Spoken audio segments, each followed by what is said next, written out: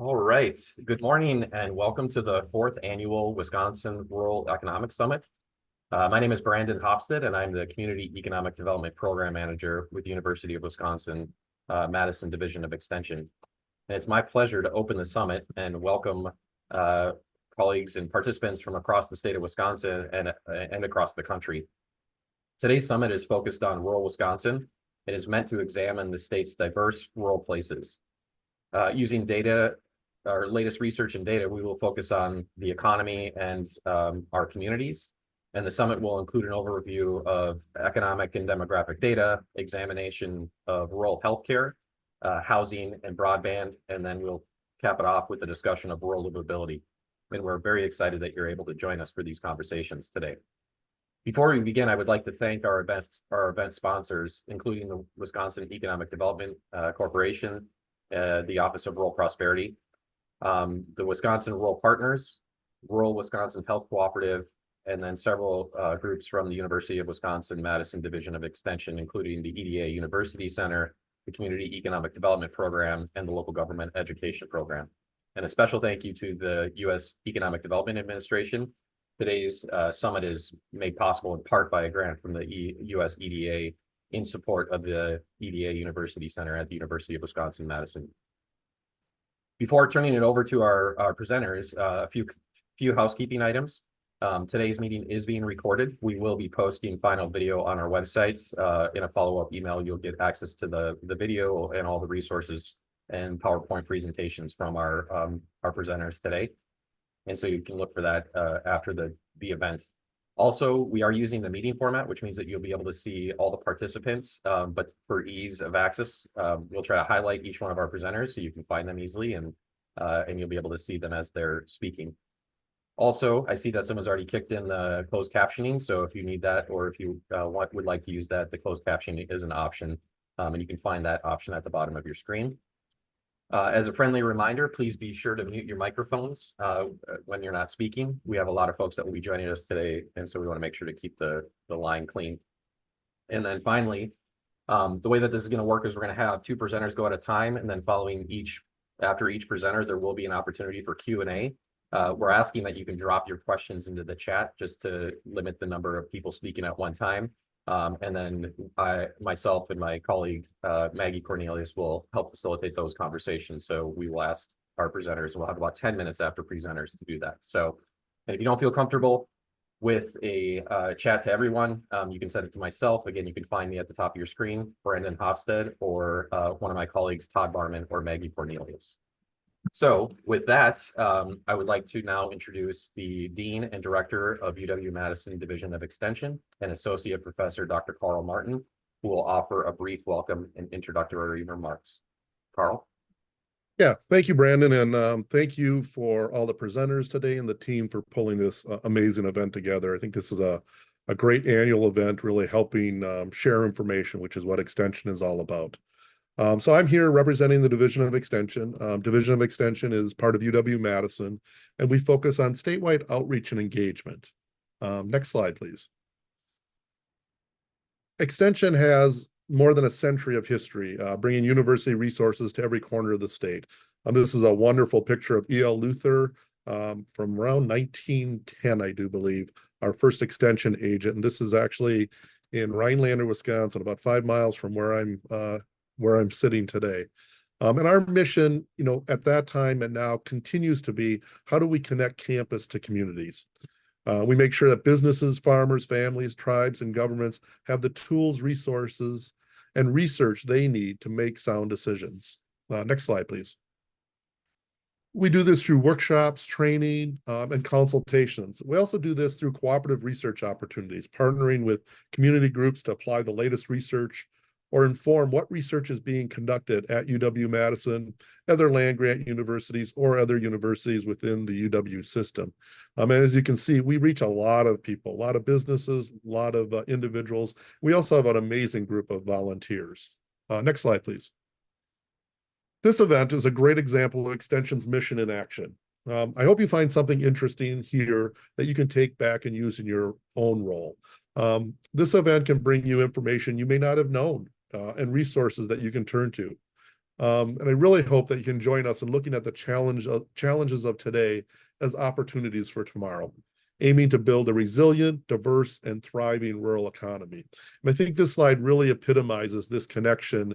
We're not, as Extension, we're not from Madison telling you what to do. We want to use the resources of the university, our partnerships across the state, to help make informed decisions, help make everyone's lives better across the state. And it's really this engagement that's critical to that. Next slide, please.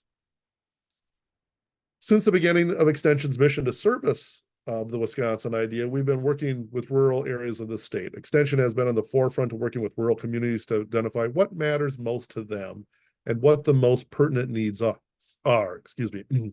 Wisconsin's rural economy is a mixture of thriving industries and sectors, including agriculture, manufacturing, forestry, and tourism, all of which contribute significantly to our state's identity and prosperity. Quality of life in rural areas is about supporting economies where communities can thrive. Extension's approach to community economic development is about enhancing our comprehension of the dynamics influencing rural areas and putting this knowledge into practice. Next slide, please. In rural communities, areas of strength can be enhanced. For example, agriculture plays a vital role that contributes over $104 billion annually to Wisconsin's economy. But we also have a lot of areas of need. Next slide, please. Rural Wisconsin faces a critical shortage of healthcare professionals, and the scarcity of affordable and quality housing hampers not just economic development, but also workforce attraction. Additionally, the need for broadband connectivity remains essential to the modern economy, education, healthcare, and quality of life. And I would add that that's even going to be significantly more important as we evolve around AI moving forward. The rural labor market stands at a crossroads with a pressing need for more workers and additional skill development programs tailored to both traditional and emerging sectors. Currently, the state hovers around a very low unemployment rate of 3.3%, suggesting labor shortage issues across the state. Extension is working on these issues and more. We've worked beside agricultural business owners to adapt the latest technology to make sure they are profitable and sustainable. And that's going to become even more important as AI becomes more widespread. We have been conduits for government looking to improve housing opportunities and workforce development. Our outreach has created a vast amount of opportunities for young people to get involved in their hometown by joining in on government proceedings or creating civic engagement projects. In the coming years, I'm confident Extension will continue to be a trusted resource in rural communities, expanding knowledge and learning on everything from artificial intelligence to climate mitigation. Next slide, please. Right now, Extension continues to prioritize our rural communities through new investments and opportunities. New business formation is fundamental to the economic growth and development process for both rural and urban Wisconsin communities. Through a partnership with WEDC, we started the Rural Wisconsin Entrepreneurship Initiative to bring dedicated technical assistance and education to small business and entrepreneurs across the state. This initiative includes a dedicated conference later this spring. The Connecting Entrepreneurial Communities Conference will be held in Platteville on May 30th to 31st in an event that will feature a true case study of the Driftless region's entrepreneurial ecosystem. We also teamed up with Compeer Financial to bring the rural entrepreneurship venture to Wisconsin, providing coaching, resources, and connections for small town economies. Next slide, please. We have also invested in a team of broadband specialists to bring communities closer to the federal funding that's available for internet expansion. Wisconsin has access to over $1 billion in federal grants, but many of our communities don't have the expertise or capacity to capitalize on those funds. Extension's new specialists are filling that gap, bringing internet service providers and governments closer together to take advantage of the opportunity before them. We know that economic activity and internet access have a strong relationship, and broadband access is a key way that rural communities can expand local business activity and keep workers closer to home. Next slide, please. Similarly, I have made the decision to invest our own resources into two initiatives that advance priorities for rural communities: healthcare resources, as well as the broadband access. We are hiring a team of community health coordinator positions at our Health and Wellbeing Institute to extend our work and expand our links between local government and community-based organizations. Communities are facing issues around school-based health, food and nutrition security, mental health, substance misuse prevention and recovery, adolescent well-being, and more. These positions will enhance planning, assessing, community engagement, and other response activities. Next slide, please. So I just want to thank all of you for joining us. We cannot do this work alone. It's critical that we build coalitions and partnerships and that we work together, really creating this vital link to support Wisconsin and bringing the resources of UW-Madison and the UW system to those communities. I want to thank each of you for your dedication, presence, and commitment to the future of rural Wisconsin and for responding to the call for collective action to ensure a prosperous and thriving future for rural communities across the state. So with that, thank you, everyone. Again, a huge thank you to our presenters and our organizers. And with that, I will turn it back over to Brandon. Thank you so much, Carl. And so now we're going to turn it over to our first presenter. And so, Steve, if you want to start queuing up your slides, that'd be great. So today, we're kicking it off with Dr. Steve Deller. Steve is a professor of agricultural and applied economics at University of Wisconsin-Madison. And he's a community economic development specialist with Extension.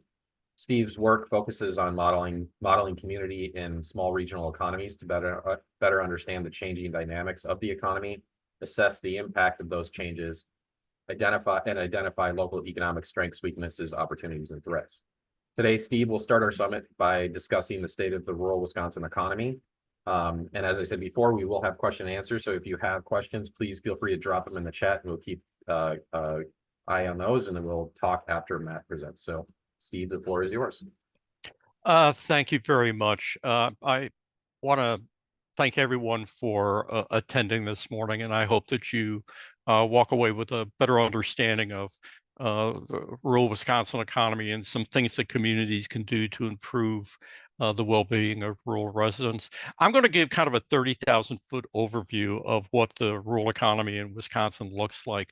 But to get started, we have to have kind of a working definition of what do we mean by rural Wisconsin. And one of the ways that we do that is we use the Office of Management and Budget's classification of metropolitan and non-metropolitan counties. And this is a map that my colleague Matt Kears has put together, and it's basically looking at Wisconsin counties as they're defined as metro or non-metro, or this new thing called micropolitan areas. This is kind of the change over time. And in 1950, there were only a handful of counties in Wisconsin that were classified as metropolitan. Milwaukee, obviously, Racine, Kenosha, Dane County, where Madison's at, Brown County, Green Bay, Douglas County, where Superior's located. So back in 1950, there were only a handful of counties that were classified as metropolitan. But as you move over time, you will start to see that more and more counties in Wisconsin are classified as metropolitan. And you can see the definition there of what makes a metropolitan area. Places like St. Croix County is now classified as metropolitan. Outagamie County, Calumet County, Winnebago County, the counties around Milwaukee, Washington, Waukesha. This all kind of makes sense that as these areas grow, they hit the threshold of becoming a metropolitan county. But one thing that I really want to point out here is that there's a second part of the definition here that's really important. It's really kind of adjacency to a metropolitan area. For example, around Dane County, where Madison's at, notice that Greene County, Iowa County, and Columbia County are all classified as metropolitan counties. If you go up by St. Croix in the Twin Cities, Pierce County is now classified as a metropolitan county. Kewaunee County, even Vernon County, south of La Crosse, are now classified as metropolitan counties. If you know those counties, you would think that those are very rural counties. How are they classified as metropolitan? The reason is because of commuting patterns. The way that the OMB operates in their definition is that if you have a core urban area, a city or a place of more than 50,000, you're metropolitan, the county is. And if you have certain level of economic interdependency. And when they say economic interdependency, they're talking about commuting patterns. So look at Iowa and Greene County and Columbia County. Those are now part of the Dane County or the Madison metropolitan area because the number of folks that live in Iowa County, Greene County, and Columbia County that commute into Dane County for work. So as we're moving over time, what's happening is that more and more of our counties are being classified as metropolitan, even though when you know the counties, they're really kind of rural. I think if we progress over time, we're going to see more and more of this happening. This is a study that a colleague, Matt Keir, has put together. And essentially what he's looking at is stretch commuting. And stretch commuting is defined as commuting more than 50 miles to work. Okay, so you live in one place, your workplace is more than 50 miles away and you commute. In 2006, you can kind of see the percent of people that are kind of stretch commuting. And it seems as though most people are kind of living close to where they work. They're really not commuting more than 50 miles. But in 2019, you can see the share of folks that are stretch commuting has really kind of exploded. And I think that this is kind of why we're seeing places like Iowa County, Greene County, Pierce County becoming classified as metropolitan because those commuting sheds are getting bigger. Now, I think that one of the things that's coming out of COVID is this notion of remote work. I think that it's still kind of playing itself out. We're not quite sure, but I think we're coming to an equilibrium here, is that a lot of businesses that have a lot of employees that can work remotely are moving to this hybrid model. You can work from home 3-4 days a week, but you got to come into the office 1 or 2 days a week. Okay, so your commuting time has really been significantly reduced to 1 or 2 days a week. So what does that do? That really opens up this commuting shed. You can live much farther away from where you work. And I think that's what we're seeing here in this data. And I also think that's what we're seeing in the definition of metropolitan. So over time, I think we're going to see kind of a spreading out of this effect. So rural communities in Wisconsin are become more integrated into urban areas because of these stretching commuting patterns. So moving forward, what I'm going to be looking at is kind of Wisconsin and how Wisconsin's metropolitan and non-metropolitan counties have been changing over time. And I'm using the definition from 2020. So if you're a metropolitan county in 2020, you're grouped there. This data goes back up to 1969, and we're essentially looking at population growth. What's happening to population? And you can see historically there's some periods. The 1970s were very good to non-metropolitan Wisconsin. You can see the farm crisis in the 1980s kind of slowed down population growth. The 1990s were really very good for rural Wisconsin, non-metropolitan Wisconsin, tremendous population growth. And then the Great Recession hit in 2008. And basically population growth stagnated. Coming out of the Great Recession, we'll see, was a very difficult period for rural Wisconsin. But if you look at the more recent time period, particularly since the last 10 years or so, we're actually seeing population starting to pick up for rural Wisconsin.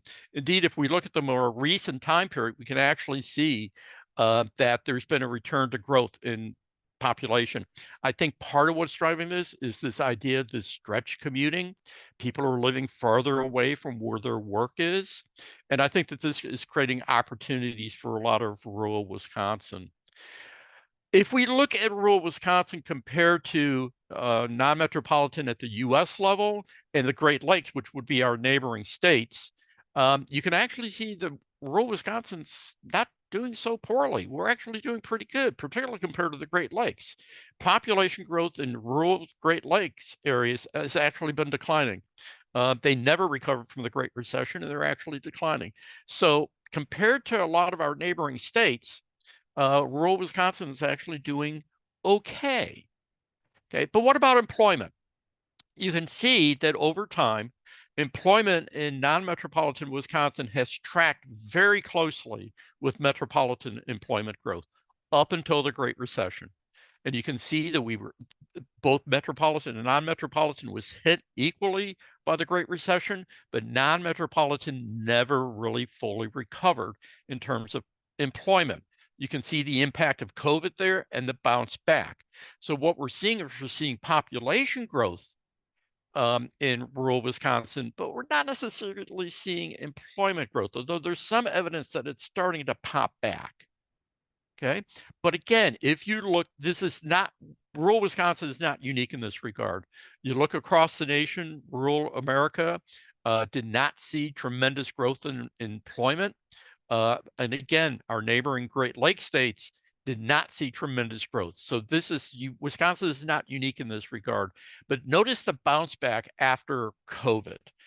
There's some indication here that COVID has had kind of a structural effect on rural economic growth. How that's playing out, I think, goes back to that notion of commuting and stretch commuting.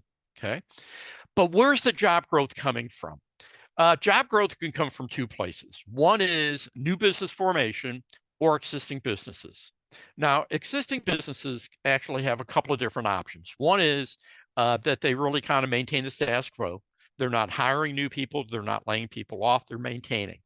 Or they could be expanding. They could be hiring people, or they could be laying people off. They could be downsizing, or they could actually be closing. So when we look at job growth from existing businesses, we want to look at that net growth. Now, this is metropolitan counties for the whole US. From 1978 up to 2021, the most current data that we have, all the job growth in the US has been coming from new business formation, entrepreneurship. If we did not have new business formation, we would be losing jobs annually, year after year. If you look at non-metropolitan adjacent, these are non-metro counties that are sitting next to metropolitan areas. Okay, same pattern holds for them. If we look at the U.S. non-metropolitan remote, these would be counties, non-metropolitan counties that are kind of removed away from metro areas, the Crawford counties of Wisconsin, for example. The same pattern holds for remote non-metropolitan. Now, the same analysis for Wisconsin counties, we find the exact same pattern. Okay, so the engine of economic growth from a jobs perspective is new business formation. And this holds across the urban-rural spectrum, and it's held for a number of years going back to the 1970s. Okay, what about income? This is a simple measure where we're comparing Wisconsin's per capita income to a national average. Okay, so we've got non-metropolitan Wisconsin and we got metropolitan. Notice that metropolitan Wisconsin tends to be above the national average. That means the per capita income on average is above the national average. That's a good thing. There's a couple of periods there where it kind of bops below, but look at coming out of the Great Recession, it's been trending downwards. What's happening here is that the US per capita income is growing faster than Wisconsin per capita income.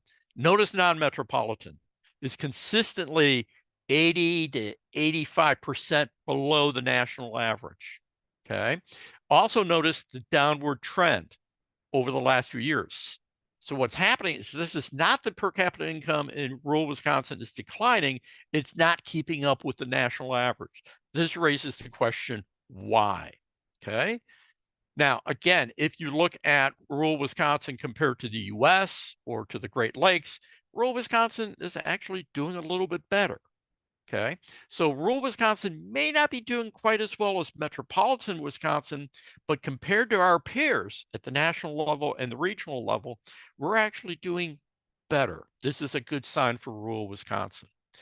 But if per capita income is consistently below the national average, that kind of suggests, well, what about poverty? What about poverty rates? So what I've done here is I've used the most recent American Community Survey, which would be 2022. It's a 5-year average. Okay, so it includes the COVID year there. And I'm comparing non-metropolitan counties to metropolitan counties within Wisconsin. Okay, and I'm looking across a number of different ranges here. Notice the little stars there. What that essentially is saying is that are those differences that we're seeing, are they statistically significant? Okay, if there are stars there, that says yes, these are statistically significantly different. If there's no stars, there's no real difference between urban and rural. Notice the poverty rate. The poverty rate is higher in non-metropolitan Wisconsin, which would not be surprising given the levels of per capita income. Women's poverty rate tends to be a little bit higher than male poverty rates. That's partially the gender wage gap a little bit is explaining that. If you look at age categories, the one that stands out at me here is the youth poverty rate, particularly under age 5. We have in non-metropolitan Wisconsin, we have a large number of people, large number of youth that are growing up in poverty. Is that a concern? Is that something that we need to focus some attention on?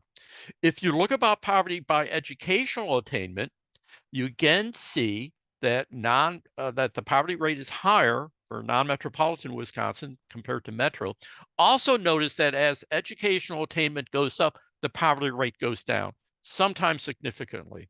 If you're looking at less than a high school education, almost 1 in 5 people are living in poverty. If you have a high school education that includes a GED, about 1 in 10. As you attain higher levels of education, poverty rates tend to drop. This is the return to investment in additional higher education. Okay. If we look at levels of employment, there's 3 groupings here. One is, are you employed? The second is, I'm unemployed and I'm working for work. I'm looking for work. And then the center category here is kind of a mixture. I didn't work. I worked part-time. Yes, I worked. Notice that for the difference between, well, one is that notice that some of these differences are not statistically significant. Okay. So for example, if you're employed, about 5% are living in poverty. That's the same for metropolitan and non-metropolitan. There's no difference there. The female employed poverty rate tends to be a little bit higher than the male. Again, is this the gender? Is this the pay gap? It's a research question we're not quite sure about. If you work full-time year-round, pretty low poverty rates. Okay, if you work part-time, poverty rates are a little higher. Notice the difference between I didn't work at all and I'm unemployed. Okay, if I'm unemployed, that means I'm not working, but I'm looking for work. The poverty rate is much higher than if you didn't work at all. How can those two be different? The difference is essentially if I'm not working, I did not work because either I'm retired or I'm on disability or I'm not in the labor force because I have a spouse or someone else in the household that's making money. So simply not working is not a large driver of poverty. A larger driver of poverty is I'm not working, but I'm trying to find work. Okay. So another indicator, and Kristen Runge is going to spend a little bit more time on this, is one indicator that economists look at is what's happening to the housing market. And this is a all transaction index, essentially that is looking at changes in selling prices of all housing. Those would be condos, single family houses, all of them, looking at changes over time. I've got non-metropolitan in the state of Wisconsin here. We can only look at this as change over time. You cannot say that non-metropolitan housing costs are higher than the state because the orange line is above the blue line. You can't say that, okay?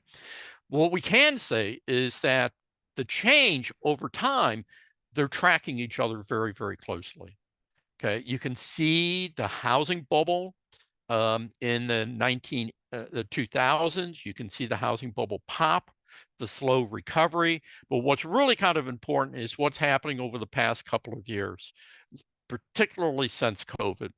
I don't think this is new. I think most folks understand and appreciate that we're going into a second housing boom. Now, is this going to be a bubble? Are we repeating history? Time will tell. This goes up to the fourth quarter of 2023. I think when the new data comes out for the first quarter of 2024, I think we're going to see a little bit of a tip down. There's some evidence that the housing market is starting to slow down, is starting to cool off a little bit. But again, that spike in housing prices is a real concern for a lot of rural communities. Okay. Now, this raises the question of what is referred to as housing financial stress. As housing costs, housing prices continue to go up, does that mean that people are facing housing stress? One way to measure that is if you spend more than 35% of your income on housing. If you spend less than 35%, you're not housing stressed. If you spend more than 35%, you're housing stressed. There's three groupings here. I own my house and I have a mortgage. That's the bottom one. Notice that the percent in non-metropolitan is higher than metro. That's not surprising given income differences. If I own my house, but I don't have a mortgage, I still have housing costs. I got to pay property taxes. I got to pay insurance. I got to pay utilities, things like that. But the rate, the level is not as high. But notice there's no difference here between metro and non-metropolitan. The one that jumps out at me is the rental market. Again, there's no difference between metro and non-metro, but there's a big difference between whether or not you own your home or your rental. The real stress in Wisconsin is not so much in the home ownership market, but it's in the rental market. Now, what does that mean for rural communities moving forward? I think I've used up my time and I will stop there and will turn over to Matt so he can talk a little bit more about the labor market and what's happening. So I will stop sharing and turn over to Matt. Great. I'll just do, as Matt is queuing up, I will do a brief intro to Matt. So Matt Curis is the Community Economic Development Specialist with UW-Madison Division of Extension. Matt has extensive experience working with communities and organizations across the state in the areas of regional economic analysis, labor force research, socioeconomic impact analysis, and industry sector competitiveness. And today, Matt will discuss the rural labor market in Wisconsin. So, Matt. Great. Thank you so much, Brandon, and thank you to all of you for spending some time with us this morning. I'm just going to do a brief overview of some labor force trends we're seeing in rural Wisconsin and what that might mean for business, workforce, and economic development across the state. And as with Steve, I'm going to use the same definitions in terms of rural Wisconsin and looking at those that are considered to be non-metropolitan or micropolitan areas across the state.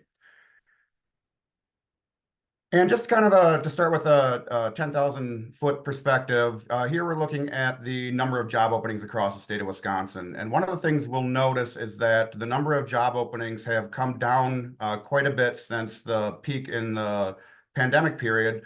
So we could say we're seeing a little bit of a softening in the labor market, which is probably good news for a lot of employers in our rural communities. That said, if we compare it to where we were prior to the start of the pandemic, we are still at significant high levels for the number of job openings across the state of Wisconsin. Now, what this means for rural versus urban Wisconsin, we don't have specific data for that, but we would expect job openings to be significant in our non-metro areas for a variety of reasons based on other characteristics of our labor market. Here we're looking at the quit rate or the number of quits across the state of Wisconsin. And here we're seeing a bit of a softening as well. These are the number of people quitting their job for one reason or another, month by month. And again, you'll see that we have come down from that peak during the pandemic period. But you'll still see we are at fairly high levels for the number of individuals that are quitting their jobs. That said, that softening that we're seeing here may indicate the fact that people are a little less confident in their ability to go out and find a new job if they quit an existing job, which could speak to a bit of a softening as well. If we look at unemployment rates in Wisconsin's metro versus non-metro counties and compare them to the national average, again, we do see that we still are at very low unemployment rates across the state of Wisconsin in both our metro and non-metro counties. And we do see that we are still below where we were for unemployment rates prior to the start of the pandemic. And if we look at it on a county-by-county basis for our non-metro counties, here we can see that Adams County has the highest unemployment rate as of January 2024 of all non-metro counties in the state of Wisconsin compared to Lafayette County, which is the lowest at 2.2%. We can see that there are a number of counties that are above the national average unemployment rate, but we also see that there are many non-metro counties that are below the national average and a number that are also below the state of Wisconsin average. If we compare non-metro counties' unemployment rate in January of 2024 compared to those of January 2020, or right before the start of the pandemic, there are only a handful of Wisconsin non-metro counties that have a higher unemployment rate now than they did prior to the start of the pandemic. We can also look at this in terms of what this means as far as the number of unemployed individuals per job opening. And across the state of Wisconsin, you'll see that the most recent data suggests that there are 0.61 unemployed individuals for every job opening in the state of Wisconsin, suggesting that there are almost 2 job openings for every unemployed individual in the state of Wisconsin. Now, again, we've seen this tick up a little bit since the record lows we saw after the start of the pandemic. But we are still below pre-pandemic levels for this measure, again, suggesting that the labor market remains tight, but we may see a little bit of a softening as well. We can think about labor participation rates as well. And here we're starting with the statewide perspective, and we'll look at it on a county by county basis here in just a minute. But a couple of interesting trends that we're seeing here is that, first of all, if we look at the prime working age population, or those individuals that are between the ages of 25 and 54, we can see that indeed the participation rate of these individuals did come down with the start of the pandemic, but we have essentially come back to pre-pandemic levels for this working age population. So that is an important improvement in the labor market and should help labor availability for a number of employers. We've also seen for individuals age 65 and older, they have not come back to pre-pandemic levels for their participation rate. A couple other interesting trends here that we see is that the number of individuals that are participating in the labor market that are ages 16 to 19, so our youth, has come down a little bit since it peaked after the start of the pandemic, but it still remains a bit high compared to where they've been over the last several decades. We also see that the share of individuals 20 to 24 that are participating in the labor market has come up and is at near record highs over the last couple decades for their participation rates as well. And these 2 young segments of our population, as we'll see here in a minute, are increasingly contributing to a lot of job and employment opportunities in our rural communities. And we'll touch on this, as I said, a bit more here in a minute. So let's start by looking at the participation rates for our prime working age population and how they look based on the most current data that we have from the American Community Survey. This is from the 2018 to 2022 American Community Survey that Steve mentioned earlier. And one of the things you'll notice is that many Wisconsin non-metro counties have a very high participation rate among the prime working age men in their counties. We see Pepin County, 93.7%. We see Manitowoc County, 91.2%. We also see several counties in our non-metro designation that are below state and national averages.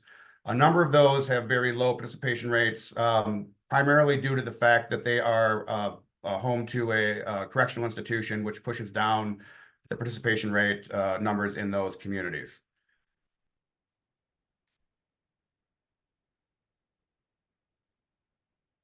Now, if we look at this in terms of how Wisconsin compares on a geographic basis across the state as well as across the country, you'll see that many Wisconsin non-metro counties are in the top quintile for participation rates of all counties in the United States. We see many counties in central Wisconsin. We see the northeastern part of the state. We see a big chunk of the western part of the state having very high participation rates among prime working age men. We also know that some of these numbers that we see do have a high margin of error, so we can test for statistical significance to see whether or not they are higher or lower than the national average. And we do indeed see that many non-metro Wisconsin counties are significantly higher than the national average. There are a handful that are below the national average. For instance, we see Sawyer, we see Washburn, we see Forest, we see Oneida, but for the most part, many of our non-metro counties do have a significantly high participation rate. And that does speak to the fact that we do have a strong working age population in terms of its participation rate anyway.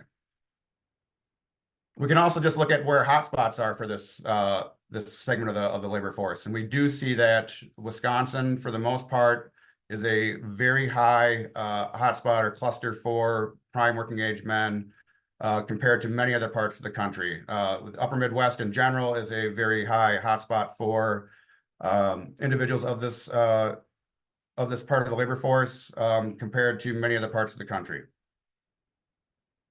We see a very similar pattern for women that are of prime working age as well. So again, we see many Wisconsin non-metro counties that are above the national average. We do see several that are below the national average, but for the most part, our prime working age women are in the labor force at higher rates than many other parts of the United States. And again, we can look at this on a county by county basis and see those very dark orange counties across the state of Wisconsin for prime working age women. And again, if we test for statistical significance, we see that most Wisconsin counties are higher than the national average on a statistically significant basis. We do see several clusters of non-metro counties throughout central Wisconsin and northern Wisconsin that do have that are no different than the national average, and only a handful of counties that are below the national average as well. And again, these counties are part of a large hotspot of high participation rates for prime working age women compared to many of the parts of the United States. Now, that said, we have high participation rates for our prime working age individuals, as well as our overall working age population of individuals aged 15 to 64.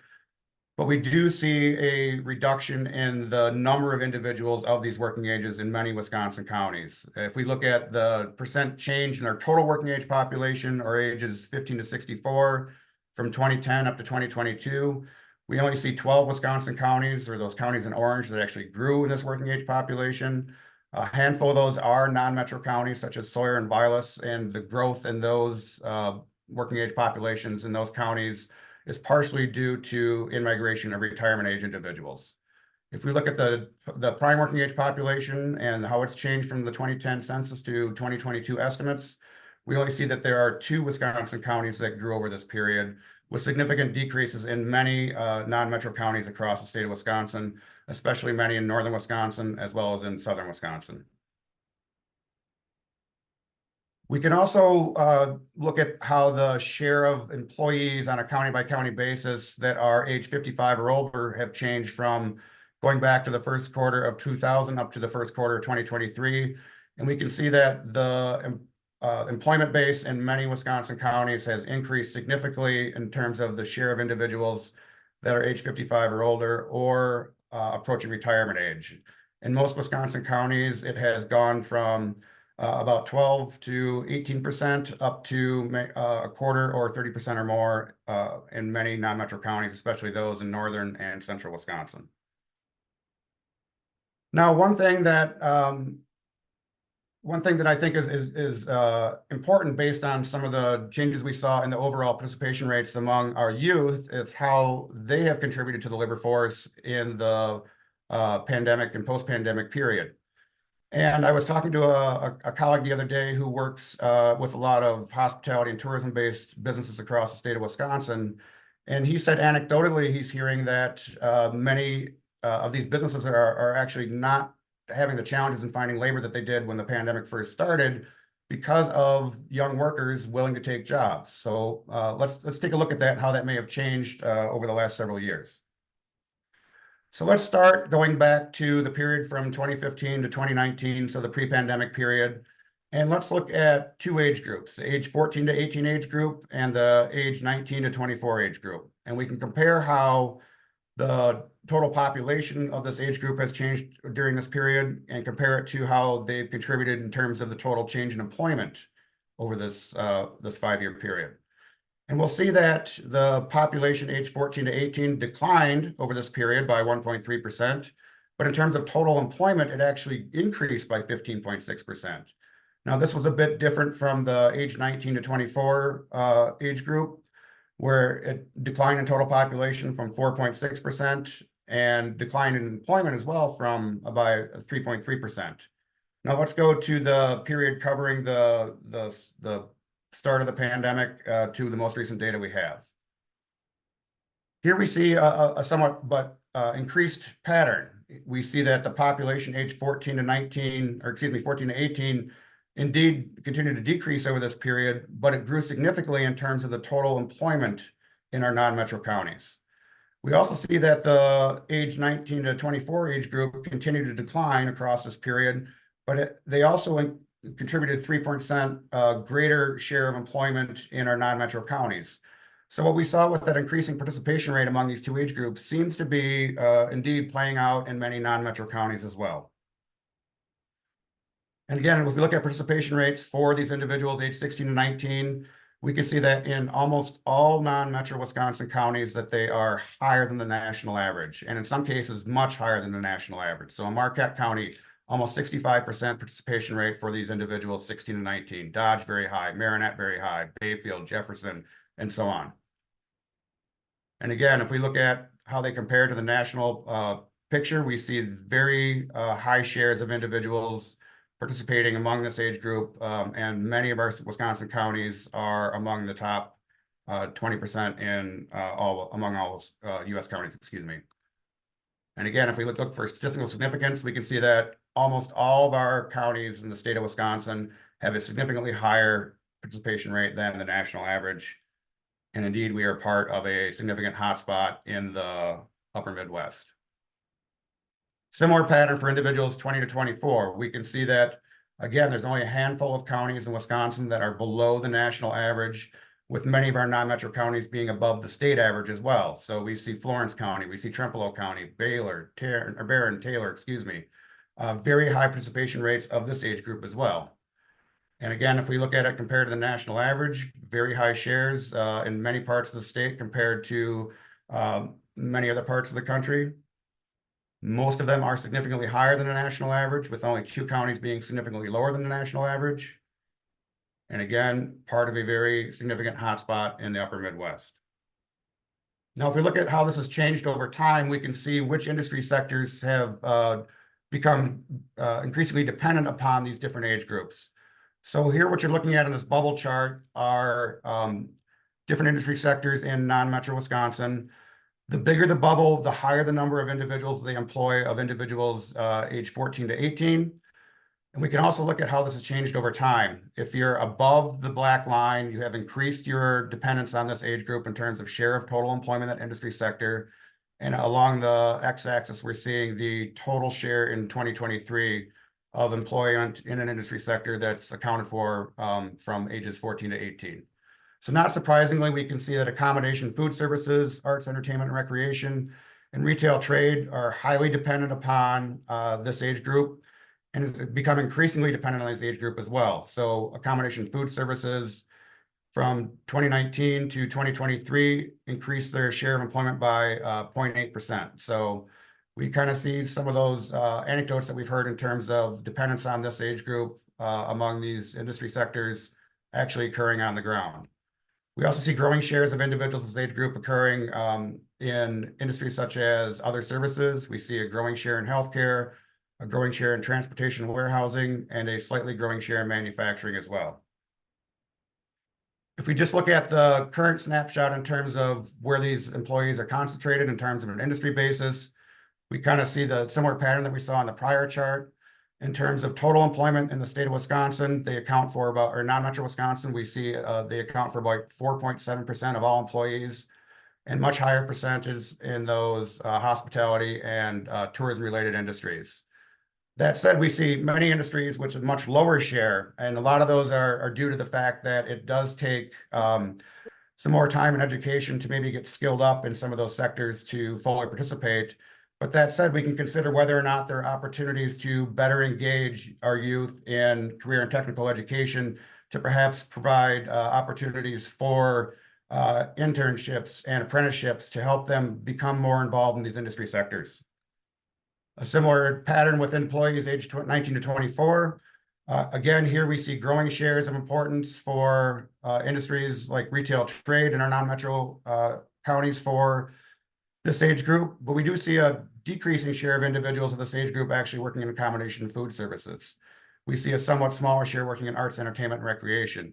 But again, we see growing shares in healthcare and social assistance. We see growing shares in professional and technical services. And we see growing shares, especially in construction, which I think is a good sign, especially for our housing industry as well as our broadband construction going forward. And again, if we just consider where these individuals are concentrated on a sector by sector basis based on the most recent data we have, again, we do see high shares still in accommodation, food services, retail, trade, arts, entertainment, and recreation. But again, that positive sign with construction being at 12.8% of the labor market for our construction industries in non-metro counties. We see a large share in other services. We see a large share in the mining, quarrying, and oil and gas extraction sector. We see a notable share in healthcare and social assistance as well. Again, this is an industry where a lot of individuals are approaching retirement age, so this is an encouraging sign. But again, we do see a number of industries with lower than average percentages of this age group. And perhaps, again, we can consider if there are ways to expand education and access to help individuals of this age group get better involved in these industry sectors. With that, I'm going to stop sharing my screen. I appreciate you spending some time with us today, and I think we're just going to stop and open it to questions. Yes, so this is an opportunity for those on the line to ask questions. Again, you please drop your questions into the chat. Steve, I see that you've been responding to questions, and some of them are kind of very specific. So I don't know if there's any of them that you want to highlight or just reiterate as people drop their questions into the chat. Just a couple. One is that we use two different sources of data here for a lot of this analysis. One is employer-based data. So that's where the business is located. And then much of the census data that we use is the residents. So if you live in one county and you work in that county, the census and the Bureau of Economic Analysis data, they're going to coincide. But if you work in one county and you live in another county, the census and the employer-based data is not going to agree. Years ago, that really wasn't much of an issue, but as people are commuting greater and greater distances, that's going to become more of a concern. And a lot of times that can lead to a lot of confusion. The other thing is the stretch commuting. We use 50 miles because that's kind of what's in the academic literature, but it raises a question, should we be using time? The question really is that commuting in a major metropolitan area is very different than commuting in a rural area.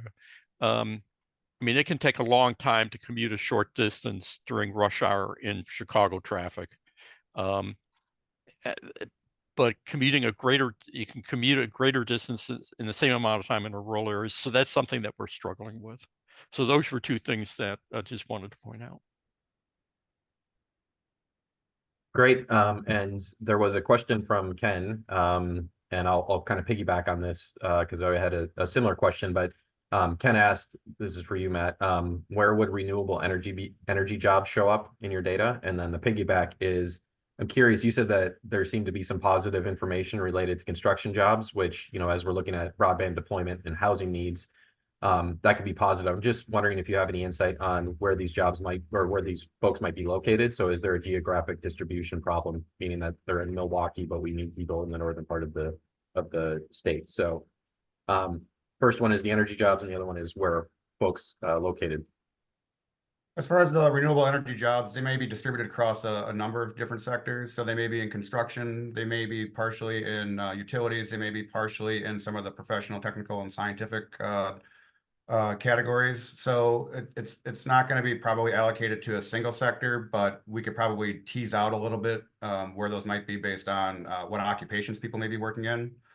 As far as the geographic distribution, we can indeed look at the distribution of construction employment and construction employees on a county by county basis and look at it by age groups to some degree. So if someone does want more detailed information regarding that employment sector, we can provide that. Great. Steve, there was a question about, you were talking about rental markets, and this is from Brian, and he was wondering if you could just elaborate on that point quickly. So it was about the rental market being different than the home ownership in rural areas. I kind of saw the question. I'm trying to find the question. Well, could you give me a little bit more? Yep. So he was saying, so it says Steve made a point about rental market being different than home ownership in rural areas. He's building apartments, and he's wondering. Yes. if communities are struggling with the housing market and they're struggling with trying to think about starter homes, for example, we want to create an environment where our youth can afford to live here. And oftentimes that is talked about in terms of ownership. What gets lost a lot of times is rental. Ownership is not always the best option for a lot of folks, but a lot of the discussion around housing issues, and I think Kristen's going to talk about this a little bit more, we tend to focus on ownership and not talk about the rental market. And much of the stress, the financial stress, is in that rental market because so much attention is paid to the ownership market. So there's a disconnect there a little bit. And I think we just need to go back, and when communities are thinking about housing in their communities, the rental market has to be part of that conversation. And oftentimes it's not. Jerry, we do see your question, so I will come back to that. Maybe we'll use that as maybe a rhetorical question, because that's a great question, and one that we'll let the presenters think about. Matt, I'm going to turn to you. There is a question. I know you mentioned some of the counties that had low participation rate was maybe due to having prisons in those counties. Is there anything else there that would describe why there was not high participation rates in some of these other counties besides that one point that you made? I mean, there's a number of factors that may contribute to lower participation rates. It could be mismatch between skills that are needed and skills that are available. It could be just lower economic opportunities. It could be things like substance abuse. It could be in Crawford County and some other counties that it may be simply due to the fact that they have a high Amish population that may push the numbers down in terms of how they're accounted for in the American Community Survey. So there's a lot of factors. It's hard to just point to one in a given county without looking into it in a little more detail. Great. And then just piggybacking on that, has the relatively low unemployment rate in Wisconsin had an impact on attracting businesses to the state? I guess I don't want to speculate, but maybe there's folks at WDC that might point to the fact that when they're trying to do recruitment, what they're hearing from potential candidates that may be looking to locate in the state.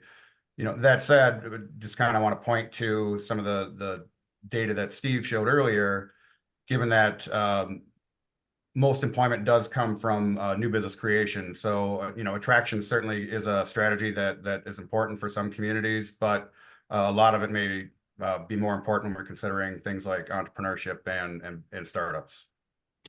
Let me piggyback on Matt's comment. I think Matt was trying to be nice in talking about recruitment as a strategy. Firms don't move around that much. When most businesses are in their current location because that's where they started. And if they do move, they move down the street. Firms moving more than 100 miles is a pretty rare occurrence. So a lot of the attempts to focus on trying to recruit businesses, going after a very, very, very small percent of the businesses that are out there. So when I hear recruitment, I always kind of go, let's not spend a whole lot of time worrying about recruitment. Having said that, if a business does come knocking on the door of a community, the community needs to be prepared to respond. And be in a position to say, okay, this business is thinking of locating here. How can we work that business to make it happen if that's something that we want? Great. And I'll just leave it the question from Jerry. So Matt and Steve, if you want to, we'll probably have an opportunity later, but if you wanted to respond in the chat to what is the number one challenge you see from this information, and then related, what is the number one opportunity, that would be great. And now I'm actually going to turn it over to Dr. Allison Davis. So Dr. Allison Davis is the H.B. Price Professor of Agricultural Economics at the University of Kentucky and the Executive Director of the Community and Economic Development Initiative of Kentucky. which is an integrated engagement and research center meant to build engaged communities and vibrant economies. Dr. Davis leads a team of 14 engagement and research staff to support the center in 4 priority areas: economic development, leadership development, community health, and community design. Her rural development program utilizes workshops, trainings, educational materials to highlight the importance of community engagement, infrastructure development, regionalism, and the impact of changing public policy in rural economies or communities. And today, Allison will cover what is happening in rural healthcare and why we should care from an economic development perspective. So Dr. Davis, the floor is yours. All right. Well, thanks a ton, Brandon, and thanks to my friends at Wisconsin for inviting me to participate in today's discussion. Let it be known that I am not from Wisconsin and I don't live in Wisconsin, and so I won't be able to provide a lot of granular detail about specific issues occurring in Wisconsin, but I have worked with some folks there and have a pretty good perspective of the national landscape. So just to give you a little bit of overview, I run a center that's called the Center for Economic Analysis of Rural Health. And our main mission is to provide support to local communities, healthcare providers, so that they're advocates of their role in building prosperous places. And what I have done over the last 6 or 7 years while working in the center is try to identify some of the biggest issues that are facing rural communities. I'm sure they face urban communities in different ways, but they're particularly relevant for rural places. So I wanted to just highlight some of these, and I'm very thankful that I have other folks who are coming on after to really dive deep into some of these important issues around broadband and telehealth, around housing. We've heard a lot about overall kind of population shifts in the workforce. So I'm just going to give kind of a high level of some of the key issues that are facing rural communities. And so really the first is that rural America is diverse. And Steve did a really nice job of talking about how Wisconsin compares to other Great Lakes states.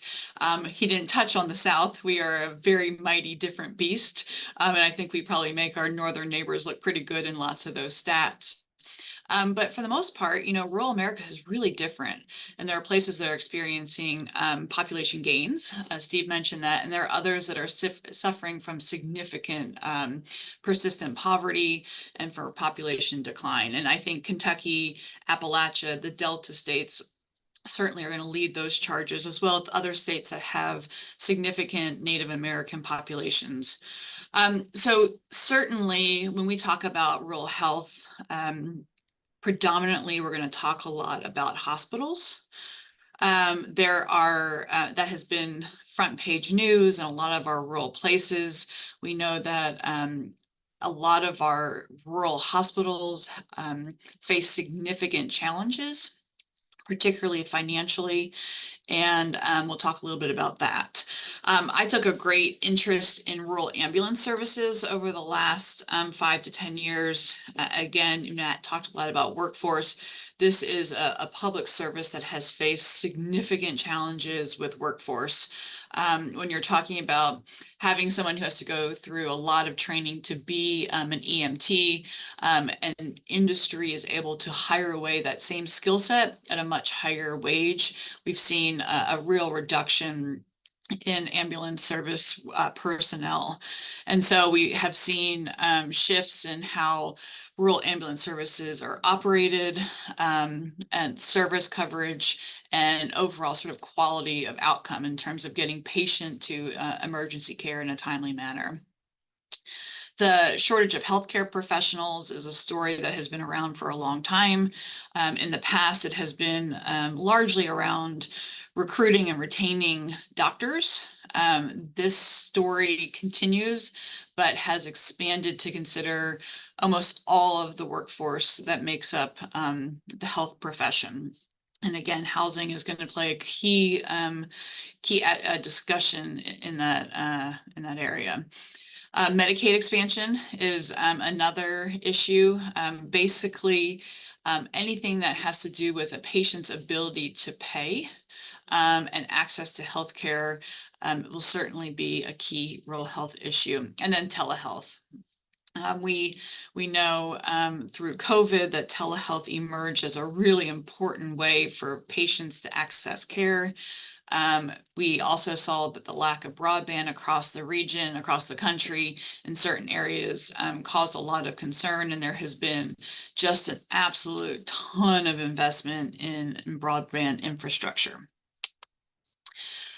So I'm just going to touch briefly on each one of these. My time is limited. I don't have a ton of granular data, but I just wanted to provide a bit of a national perspective of what's going on in each of these key issues.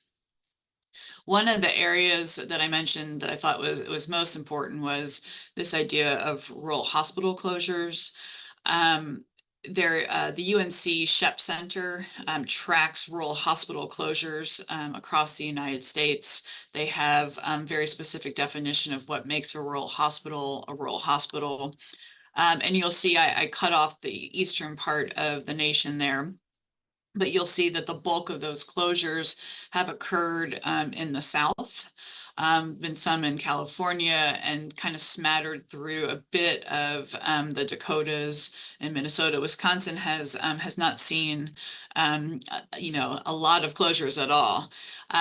Recently, there's been mechanisms in place for folks to convert hospitals into emergency centers that have allowed for access to care, but a shift in kind of that payment policy. And when we see a conversion occur, the thing that we think of is that people's jobs were saved and access to care still exists. So it's not a perfect substitute, but it is something. Every year, there is a consulting company called Chartis that comes out and provides an analysis of the financial vulnerability of hospitals across each state. And you'll see Wisconsin is a nice light blue color, and that's a really great thing, that the level of rural hospitals with negative operating margins is small. But you'll see, again, kind of some of these Midwestern states, Kansas, Oklahoma, Arkansas, Wyoming, face significant struggles. And we had a bit of a short reprieve during COVID. The amount of federal funds that flowed to our hospitals and healthcare in rural places really provided a nice cushion to get through the pandemic. Those funds and the ARPA funds have started to die down. And so we'll see that hospitals will likely return to their previous states of financial distress. And we'll talk a little bit more about why this really matters. Ambulance services, I mentioned this. When a hospital closes, the biggest concern we have about immediate access to care, and ambulances, which tend to, not always, but tend to take patients with exigent conditions from one place to a place of care. And we know that basically there's around a 12 to 15 minute time span that sometimes can be a matter of life or death. And so we did some research back in the day that showed that prior to a hospital closure, the average transport time was about 14 minutes. When the hospital closed, the transportation time from one place, from a rural community to the next closest hospital, was 25 minutes. And so that's an increase of 10.9 minutes, which is both statistically significant, but also significant. 11 minutes increase is a pretty significant increase. These effects did not occur in urban areas. And these effects had larger impacts on older patients that tend to, when they are being transported from one place to another, do tend to have more serious conditions. We know that ambulance services are not always used for life emergency situations. Sometimes it's a broken leg. It just depends on the situation. And so we are most concerned about folks having access to emergency care. When that rural hospital closes, that ambulance has to travel outside of that place for longer. In many of our rural places, there are one or two buses. And so if you have one ambulance out of the county going to an urban area, you no longer have that ambulance available for somebody else. And so then you have to rely on relationships with surrounding communities. So it creates a real constraint. One of the big issues that has emerged over the last 5 to 10 years, which is extremely important for the future of rural places and the growth of families, is access to maternal care. We are now in a place where over 50% of our rural places do not have obstetric care. And so when families are planning to expand, you are now really having to be very careful about your living conditions and knowing you really have to plan out that pregnancy. And so if you are a mother and a young family, that is nerve-wracking and tends to have long-term consequences about location of residence. So some of the data that we found were that counties without obstetric care facilities have higher rates of poverty and lower rates of health insurance. When there is a loss in obstetric facility, there tends to be future economic decline.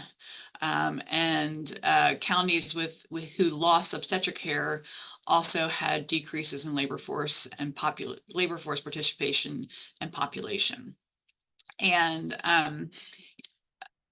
the work that I do is both research, but a lion's share of it is working out in communities and helping those communities plan for future generations. And when you're having a conversation about not being able to retain and attract, and I'm not going to say industry, Steve, but retain and attract family age populations, you are in a boatload of trouble. Those are the types of populations that the majority of our places are trying to retain. And if we can't provide the necessary healthcare services for them to have healthy births, then we need to have very different conversations. This little map on the bottom shows that there are significant mortality differences between urban and rural places. And that's really the outcome of all of this, right? Is that we want to make sure that we have healthy pregnancies and healthy deliveries. And with the absence of those services, that tends to be correlated with poor health outcomes. Mention this will lead into the really important discussion that has already petered in throughout different talks this morning, but the healthcare professional shortages. As mentioned, it used to be a discussion of how do we attract the doctor and of course his wife and family, and how do we ensure that we have additional employment opportunities for spouses and great education for the children of these doctors. That conversation has now shifted to, certainly we need to make sure we have primary care doctors, but making sure that we have nurses, PAs, dentists, mental health professionals. And you'll see that this graph right here shows that there are significant shortage areas all across the United States, a lot of them in our rural areas. And so what are the strategies that our rural places need to pursue that will successfully attract and retain that workforce? And a lot of it is we have our young folks that go out and get the necessary education. How do we create those places so that they want to come back home and practice and serve their community? A big part of that, and again, I will not go into a lot of this, this is where I spend most of my time and effort, is around housing. In our efforts to provide affordable housing and to ensure that we had housing for kind of our higher income folks, about 5 or 6 years ago, it became very clear we missed the boat. And that we are very misaligned with the housing needs for our middle and lower to middle income folks. And so when we talk about having houses for nurses, for firefighters, for public safety folks. That tends to not exist in many places. And so it becomes incredibly important for thinking about how we recruit and retain healthcare professionals. And so I know we have folks talking about this a little bit later. So why does this matter? This is what the bulk of my work with the Center for Economic Analysis of Rural Health deals with is why does this matter for our local communities? We understand it's access to care, but it's much more than this. And while a lot of discussion is around the attraction of industry. The discussion really should be about the retention of industry and the attraction of the creative economy and the entrepreneurial ecosystem. And so in our traditional economic development literature, depending on who you ask, if you ask academics, you'll know that the foundation of a local economy, the quality of education, the quality of healthcare, the access to a skilled workforce tend to be the top drivers of recruiting industry and retaining industry. If you ask folks like site selectors and say, what are the top reasons why firms move or expand to an area, they'll say it's because of the incentives that are offered, the access to the infrastructure and so forth. So you'll notice there's a little bit of a difference. But at the end of the day, we know that if you have a manufacturer that's moving to an area, they better have access to healthcare because they're prone to accidents.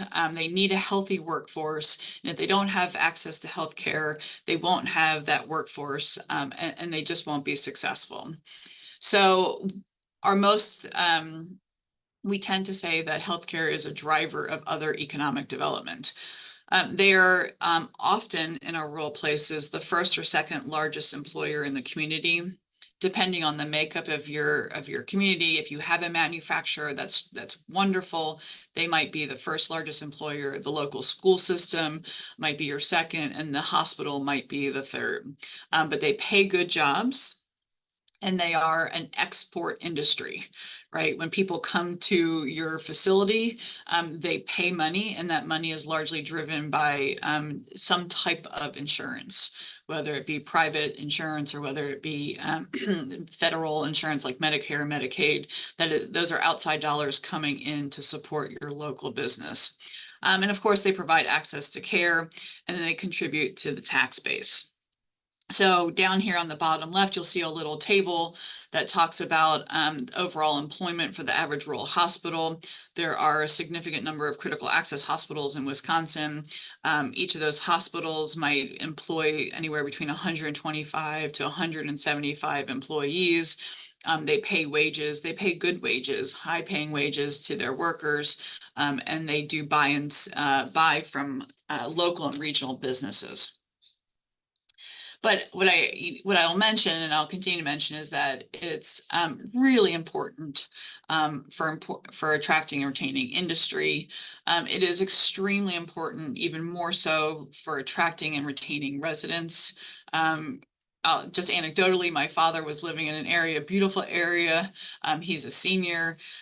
He left because they didn't have a quality hospital that was close by. So talking about a lot of our places, thinking about seniors and attracting retirees and attracting families that are considering, expanding to children. This is a necessary service. And it's an important quality of life variable for sure. So I'll end with just providing you, I didn't provide a lot of data. Those data exist. They're on this website where the website's listed on the top left-hand corner of that slide, provides a lot of county level data that describes access to healthcare and rural health characteristics in your community. And with that, I'll say thank you a ton to my Wisconsin crew for allowing me to speak today, and happy to stay on to answer questions a little bit later. Great, thank you so much, Allison. And I have been getting some chats about the ability of PowerPoint slides and resources. Everything will be posted on our on our website. So please look forward to that after the event. I'll be sending that information out. So next up is Dr. Kristen Runge. Dr. Runge is a communication research specialist and an economic development specialist with University of Wisconsin-Madison Division of Extension. She also serves as the principal investigator for the EDA University Center.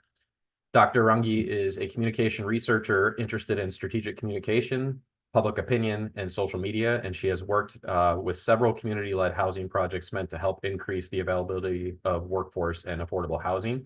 Today, Kristen will be discussing rural housing across the state of Wisconsin, focusing on trends and information related to housing affordability and availability.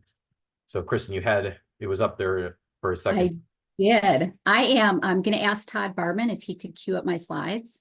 I am zooming in from California, where housing prices are very low and housing is abundant. I'm on an ag research station tour today, and my internet just kicked out for a moment. So while we get this set up, I'm very happy to be here, and thank you to everyone who is willing to listen and ask good questions about our housing situation.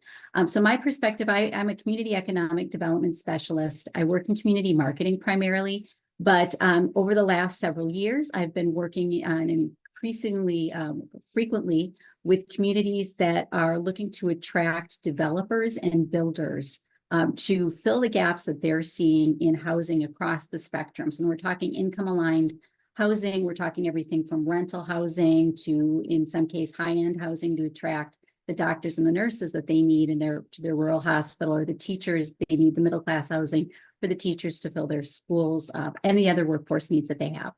So next slide, please, Todd. So first, an overview. I just want to give us some context to what's happening nationally in housing and where the trends have been over the past few years. Next slide, please.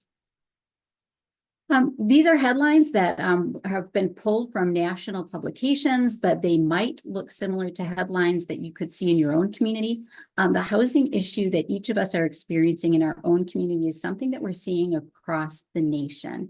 And we're coming up with some creative ways to solve those problems, but there is not a one-size-fits-all solution to addressing housing in a community.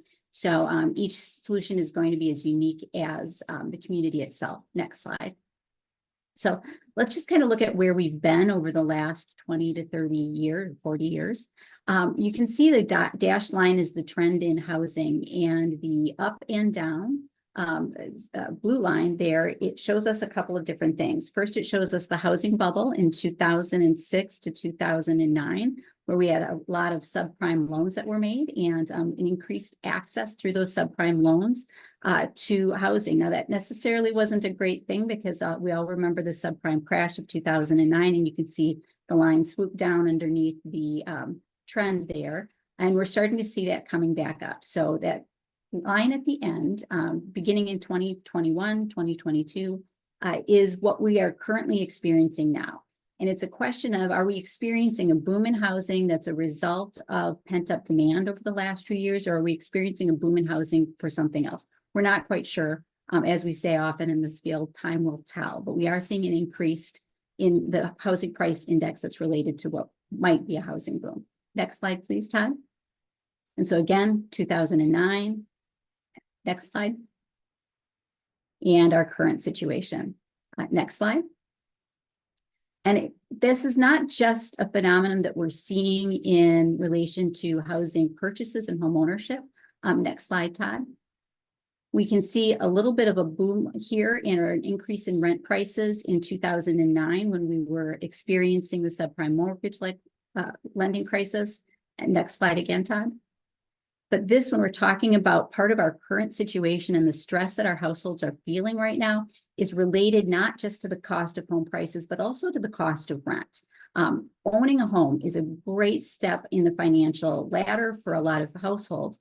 However, it's not right for everyone, and it's not right for everyone at every point in their life. So we're seeing an increased pressure on the rental market that's kind of radiating out to our rural areas. Next slide, please, Todd. So Steve mentioned earlier this idea of households with a greater burden of 30% of their income, households that are spending 30 to 35% or more of their income on housing, are households that we consider to be financially stressed. Now, looking at the maps on the left and the right here, the first one is households with burdens of 30% or greater. The darker the color red, the more stressed that county is.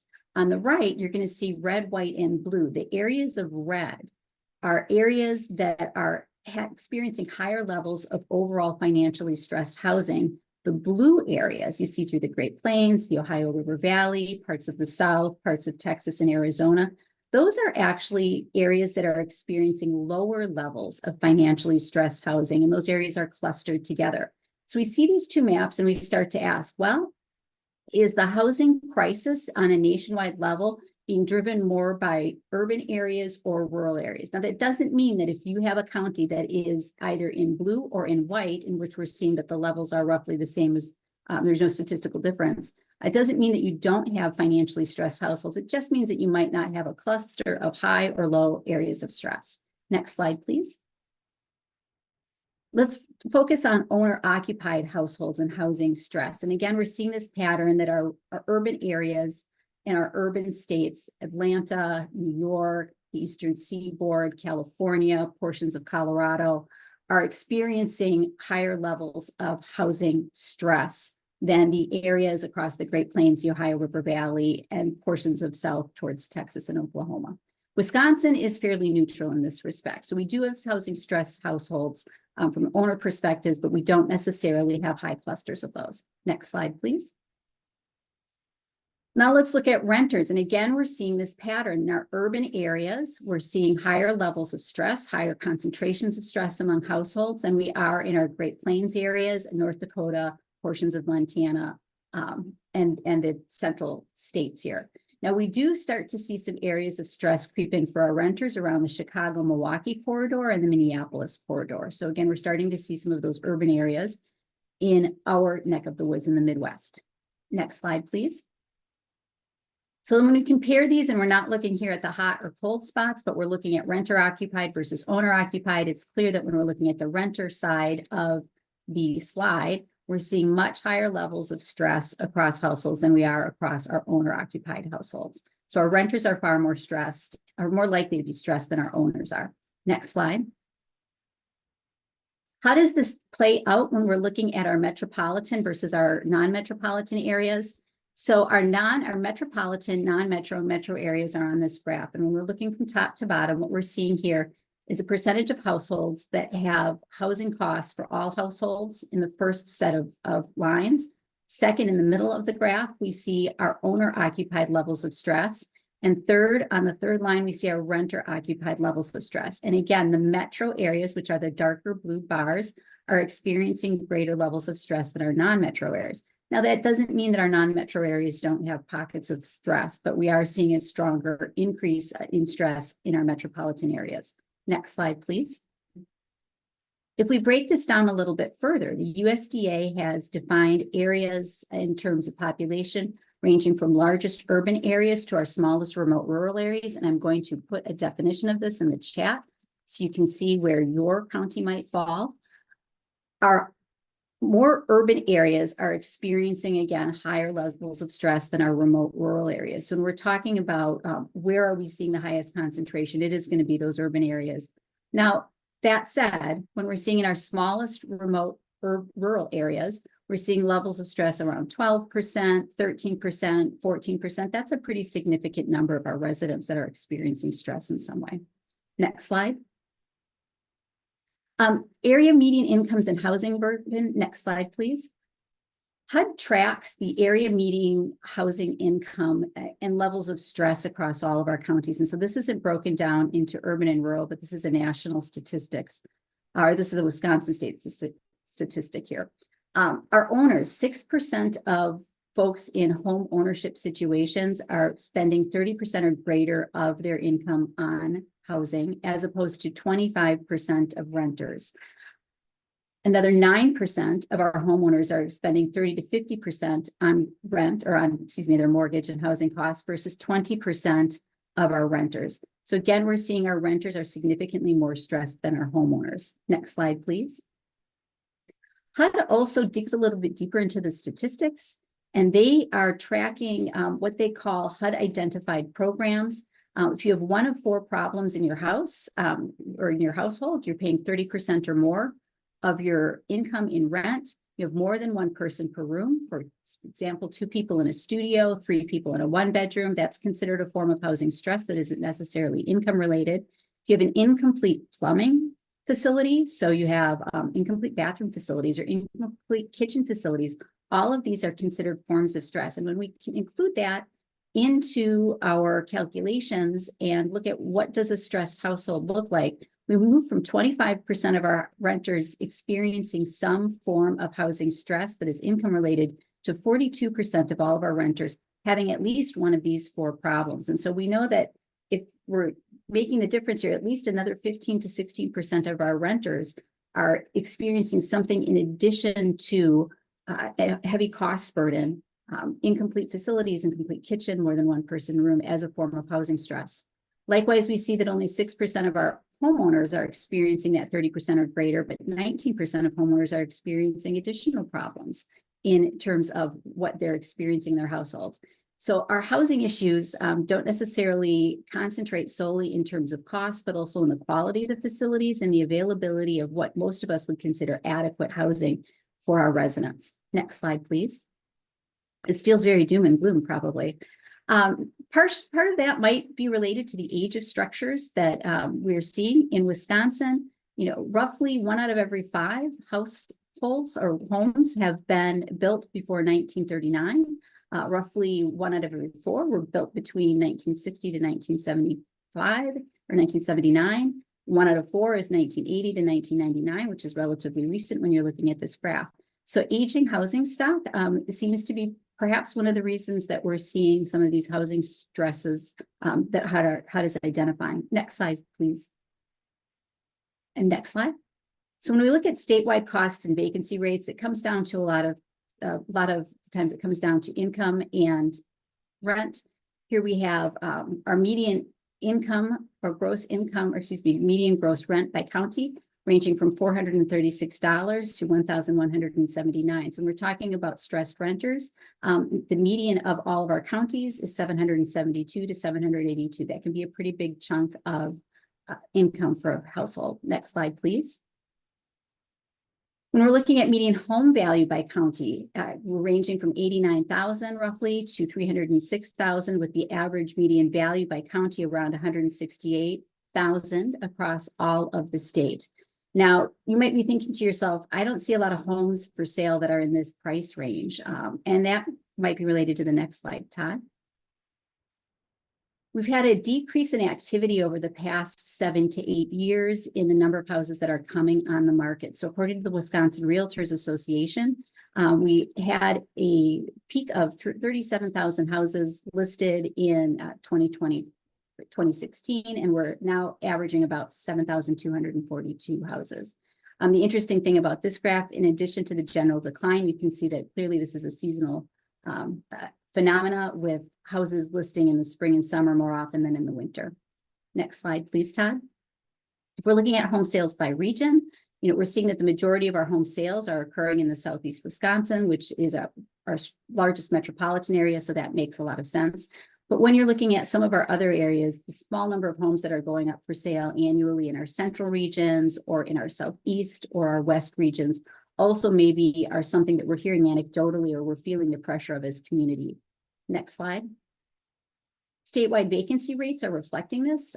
For home sales, we have a statewide vacancy rate of about 1.1%. And for rentals, we have a statewide vacancy rate that seems to hover between 5.7 and 4.3%. So again, very low vacancy rates and very low turnover in terms of homes right now, home sales. Next slide, please. Now, here I'm going to compare us a little bit to Minnesota, and not that I want us to be identical to our western neighbor, but Minnesota is similar to us in terms of size. They have 5.7 million people roughly. We have 5.8. Incomes are similar. Educational levels are similar. Minnesota, since 2014, has been significantly more aggressive in building homes than Wisconsin has been. When we're looking at Wisconsin's single-family units, we see that we're much more aggressive in terms of building single-family units in our state than we are in building multifamily units. Next slide, please. And when we compare that to Minnesota, we see that they're significantly more aggressive than we are. So Minnesota is feeling some housing stress, but a little bit less stress than we are. And one of the reasons behind that might be that they are more aggressive in building. Next slide, please. And the same is true for multifamily. Multifamily is going up with far more frequency in Minnesota than it is here in Wisconsin. A part of that might be that there is a stronger presence of multifamily developers. Some of it might be related to some of the zoning ordinances that they've passed, or zoning ordinances that they've removed in the last few years that favor multifamily housing development. Next slide, please. So is it darkest before the dawn? We're seeing some housing stress, but there's some things that are happening across the state that I think give us hope and maybe help us identify if we can, or understand if we're able to turn this over a little bit. In 2023, the Governor Evers and the legislature passed a bipartisan bill that put a significant amount of money and effort into housing. There were 6 different bills that passed. We're seeing an increased degree of innovation across the state. Sheboygan County has launched the Forward Fund. Sheboygan County Economic Development Corporation launched the Forward Fund, and they've successfully broken ground in a new subdivision that provides entry-level homeownership opportunities. We're seeing the Office of Rural Prosperity in WEDC has launched a working group consisting of regional planning commissions and regional economic development organizations that are having a series of conversations around housing. We are also seeing some real strong innovation in places like Door County, where housing trusts, which are far more common in other parts of the country, really taking hold and starting to provide housing for workers here in our more rural areas. So I know in your own counties and your own communities, you're probably seeing some innovation. I would love to hear from some of you that are doing great work around that so we can get the word out and help us duplicate those efforts in other parts of the country. So with that, I will end. Thank you very much, Todd, for moving the slides for me. Great. Thank you, Kristen, and thank you, Allison. So this is an opportunity now for folks to ask questions. Again, please feel free to drop the questions in the chat, and we will, I actually will start off. Kristen, James actually jumped in and responded to this, but there was a question from Kevin about what has Minnesota done to support construction of multifamily housing that Wisconsin has failed to do. And I don't know if you can elaborate on that or if you have any additional information. James did mention in a follow-up that there was a $39 million investment in workforce housing in the last budget. So would you like to elaborate on that at all? Yeah, it's one of the things that they've done is strong investment at a statewide level. Second, you're seeing a lot of communities, Minneapolis, St. Paul is amongst those who have removed restrictions on single-family housing development, really taking down some of the legal barriers to developing housing in areas that are needed. And we tend to, and I serve on my own plan commission, I talk a lot with other plan commissioners. We tend to favor single-family home development in most communities. The folks that sit on plan commissions tend to be homeowners in a community. We are less likely overall to understand or foster the growth of multifamily housing. Now, that said, there are also pockets of the state and pockets of the Midwest where we don't necessarily have multifamily home developers. If you're in a rural community, having somebody that is within your county or within a 2 or 3 county region that develops multifamily, that might not be somebody that's available. So you might not be getting proposals that you would get for multifamily housing if you were in an urban area. There's just a lower rate of kind of fostering that sorts of development and a lower rate of attempts to foster that sort of development. Great. There's a question and then someone who reinforced it, but what is a housing trust? A housing trust. So a housing trust is, that's a longer answer. Do you mind if I drop that in the chat rather than me? I want to explaining it. I want to direct people to a couple of different websites that are really useful. But a housing trust is essentially a form of ownership in, I'll drop it in the chat. So. Okay. Thank you. And all the resources that are dropped in the chat, we will, again, have them on the website for you to access. I have a question for you, Allison. In the data that you had shown about hospital closures, it seemed like the South, in the southern places that you were looking at, it was more pronounced there.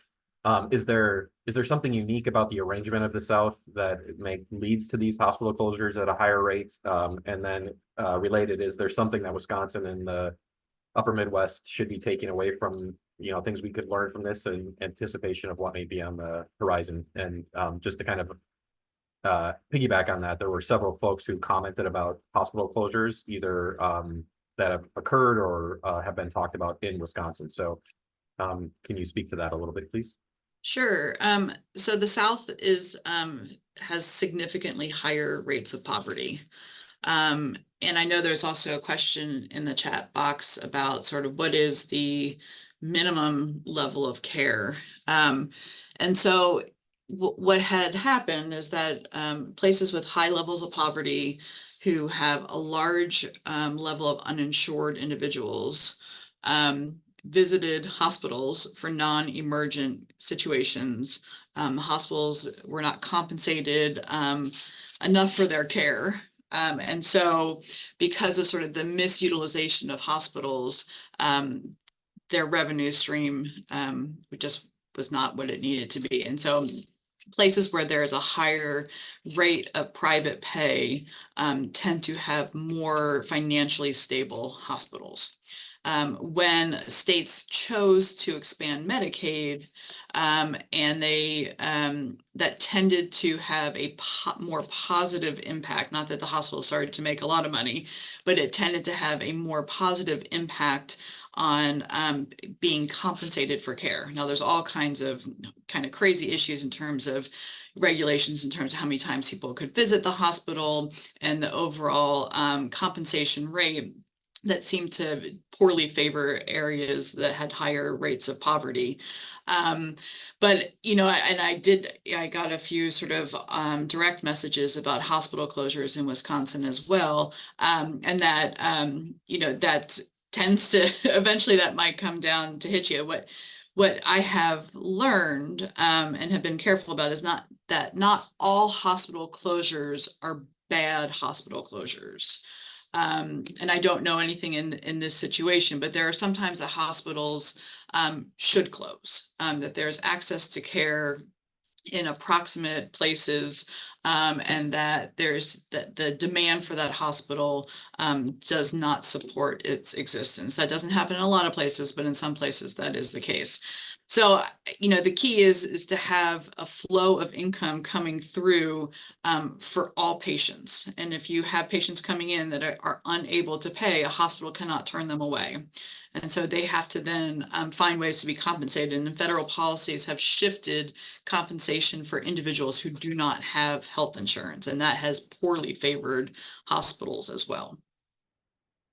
It's big, long, it's a lot of federal policy that dictates sort of the success of rural hospitals, in addition to sort of that local consumption that is always up for debate. Great. Thank you. And Kristen, turning it back to you, there is a question, and I know anecdotally that the lack of turnover for elderly homeowners, so younger people can buy, is an issue. But there is a question from Amy about, do you think the lack of elderly downsizing has an impact on the housing shortage for young families? Can you elaborate on that? Yeah, we can see that it does. And right now we're at a point where it is anecdotal information, but I think if you're looking across most of our communities, you see that the number of homes that are going up for sale now are significantly fewer than we might have seen in previous decades or previous years. Couple of reasons for the lower rate of people moving down. First is currently the interest rates are really high. So if you are looking at selling a larger home and moving into a smaller home and you need a mortgage, the cost per square foot of that smaller home is going to be greater to begin with because building prices have increased. But second, the cost of your mortgage, where you might be sitting on a 2 or 3% mortgage that you obtained 10 or 15 years ago, is now going to be much higher, at least 2 times that. So we're seeing that as a barrier in our communities. When I'm talking to realtors and I'm talking to developers, they're seeing just fewer homes come on the market that way. The second thing that we're seeing is that today's retirees are at 65 and 70 far more healthy than their parents were. So they're able to remain in that home longer. So they're less inclined to sell a family home, or they're less inclined to move into, apartment style senior housing. Third thing we're seeing, and again, it's anecdotal, a lot of our communities don't really have senior living facilities that are the quality that some of our upscale seniors are used to or are expecting. Today's seniors have more money in their pockets than previous generations do. And so they're looking for condominium style, they're looking for upscale senior living, and we're not building that as we're just not adequately doing that. I got a second question here too that was private and I'd like to answer. I had someone ask, Kim asked, is there evidence or research that more restrictive zoning laws favor single family development that has an impact on affordability and access? And she referenced, it's talked about and regional elected officials sometimes disregard that segment of building based on their constituent opinions. And I see that with my own plan commission that I work with. We tend to favor single family home ownership situations. It is from a tax standpoint, there are some advantages. We perceive there to be some advantages to generating property tax revenue locally based on single family homes. So we do tend to, at least the elected officials that I've worked with in my out of work life, tend to favor single family over multifamily. There's some ways that we can work around that. I've done a couple of different extension projects with communities where we've done community surveying and we've talked to constituents at large scale about what are their concerns about housing. When we're framing the housing issue around access for our 20-somethings and our 30-somethings, so sons and daughters of many of elected officials needing access to housing, when we're talking about retired parents wanting access to nicer condominiums or multifamily upscale, that tends to shift the conversation. So if you're having those conversations in your community and you're feeling like you're running up against a bit of a hurdle in that, please do reach out to me because I can help you craft those conversations and bring some local data to your situation where we can maybe change some minds and get some projects going. Great. We have time for maybe a couple more questions before we turn it over to our next set of presenters. There was a question, Kristen, again, this is directed to you. Can you address the competition for housing from cash buyers moving out of urban areas versus working class people buyers trying to buy in their own community? Yeah, we're again anecdotally believe we're seeing that particularly in some of our high amenity communities. So during the pandemic, we do know that people were leaving urban areas and moving out into the suburbs and the exurbs. And we've talked to a lot of our county educators in the context of housing, saying that they were seeing a relocation of people from urban areas to lake communities and these other high amenity communities. With that, we don't have statistical evidence yet to the degree that that is affecting home prices, but we do believe that is one of the pressure points that we're seeing is the influx of retirees and people of working age into some of our high amenity communities that have the ability to afford or pay more for a home. And based on the number of questions we're getting for housing, I'm getting the feeling that housing is an issue in Wisconsin. So another question is related to Airbnb. Can you just speak a little bit about the effect that Airbnb and other short-term rentals, such as those, are having on access to housing affordability in rural communities? Yeah, this is on our list of things to research. There are a couple of new data sources that we're hoping will help us understand who is purchasing properties for Airbnb and what the effect that is having on local prices. As I'm looking at the early data, I think it's going one of two ways. I think we're seeing some homes at the entry level end are being snapped up in resort communities or high amenity communities, being snapped up for Airbnbs. On the higher end, when you're looking at some of the Airbnbs in communities, a lot of the higher end homes, $700,000-$800,000 homes, large homes on lakes and whatnot, are also being Airbnb. Now, to the extent that we're concerned about high value homes experiencing an inflation in prices, is one maybe a different concern than we would have about our entry level homes being experiencing the same thing. But again, we're hearing some anecdotal evidence of that, but we don't have a whole lot of data to put behind it yet. The phenomenon is new, and getting access to information about Airbnbs has been a little bit more challenging than I would have expected. And I see one about ADUs. Are ADUs or cottage style developments moving the needle at all? So we know that ADUs, accessory dwelling units, where you have a garage that's converted into an apartment, or perhaps a smaller dwelling built on a single family lot that can be used by a parent or a renter. And we are seeing some of that some openness to that across communities. The Association for Retired People, American Association for Retired People, is fostering some of that development, or trying to start some conversations around ADU development as a form of housing for elderly folks. So we're going to see some movement of that in the communities to the extent that it addresses a problem. We're not seeing building at scale in any single community. So you're not going to reduce or increase access by 10% or 50% unless you have a massive number of homeowners that choose to build ADUs. That said, if you have a family that needs a home and they can access an ADU, or you have an elderly parent that needs a home, moving it on the family household level, moving that needle certainly can improve the quality of life for people who have access to ADUs. Right. Well, we're going to stop conversation there, and thank you so much, Dr. Davis and Dr. Rongi. If there are additional questions, please feel free to drop them in the chat, and they can try to respond, or others can respond to those questions. So now we're going to turn it to the conversation to rural broadband and the rural digital footprint. And first up is Dr. Brian Whitaker. Dr. Whitaker is a professor and Jean and Patsy Newstead Chair in the Department of Agricultural Economics at Oklahoma State University.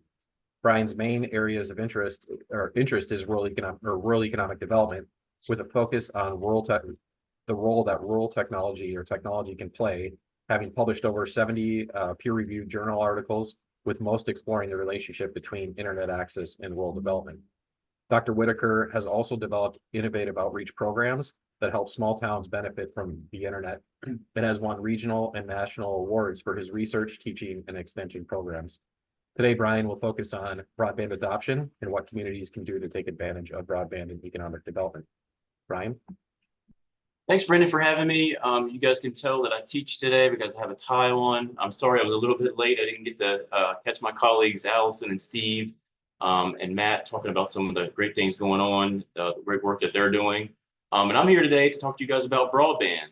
And I did take a quick look at the attendee list, and I think a lot of you guys are familiar that there's a lot of money out there right now for broadband. And so I'm going to give you kind of an update of what's happening across the broadband world. And as Brandon said, really focus on what you guys as economic developers, regional kind of organizers can do with some of this pending money that's going to be flowing out over the next 5+ years. So let me go ahead and, so here's our agenda. As I mentioned, there's at least $42 billion on the way for broadband from the federal government. Most states are probably going to be spending more than that. I do quickly want to cover the new definition of broadband that just came out about 2 weeks ago. And an important thing for you guys to be aware of is the end of the Affordable Connectivity Program. Hopefully most of you are aware of that. It's basically a consumer subsidy that pays $30 every month for low-income households to have a broadband connection. It was really popular. Unfortunately, it looks like it's going away next month, and so we'll briefly mention that. And I want to talk to you guys mostly about what are the next steps for you as some of this funding is rolled out, and particularly for rural communities, things like telehealth and telework, and how you all that are on this call might be involved and potentially participate in getting some of that funding. And just as a high-level overview, if you look down there at the bottom right of the slide, a lot of people heard about this, $65 billion that was going to be spent on broadband as part of the 2021 Infrastructure Act.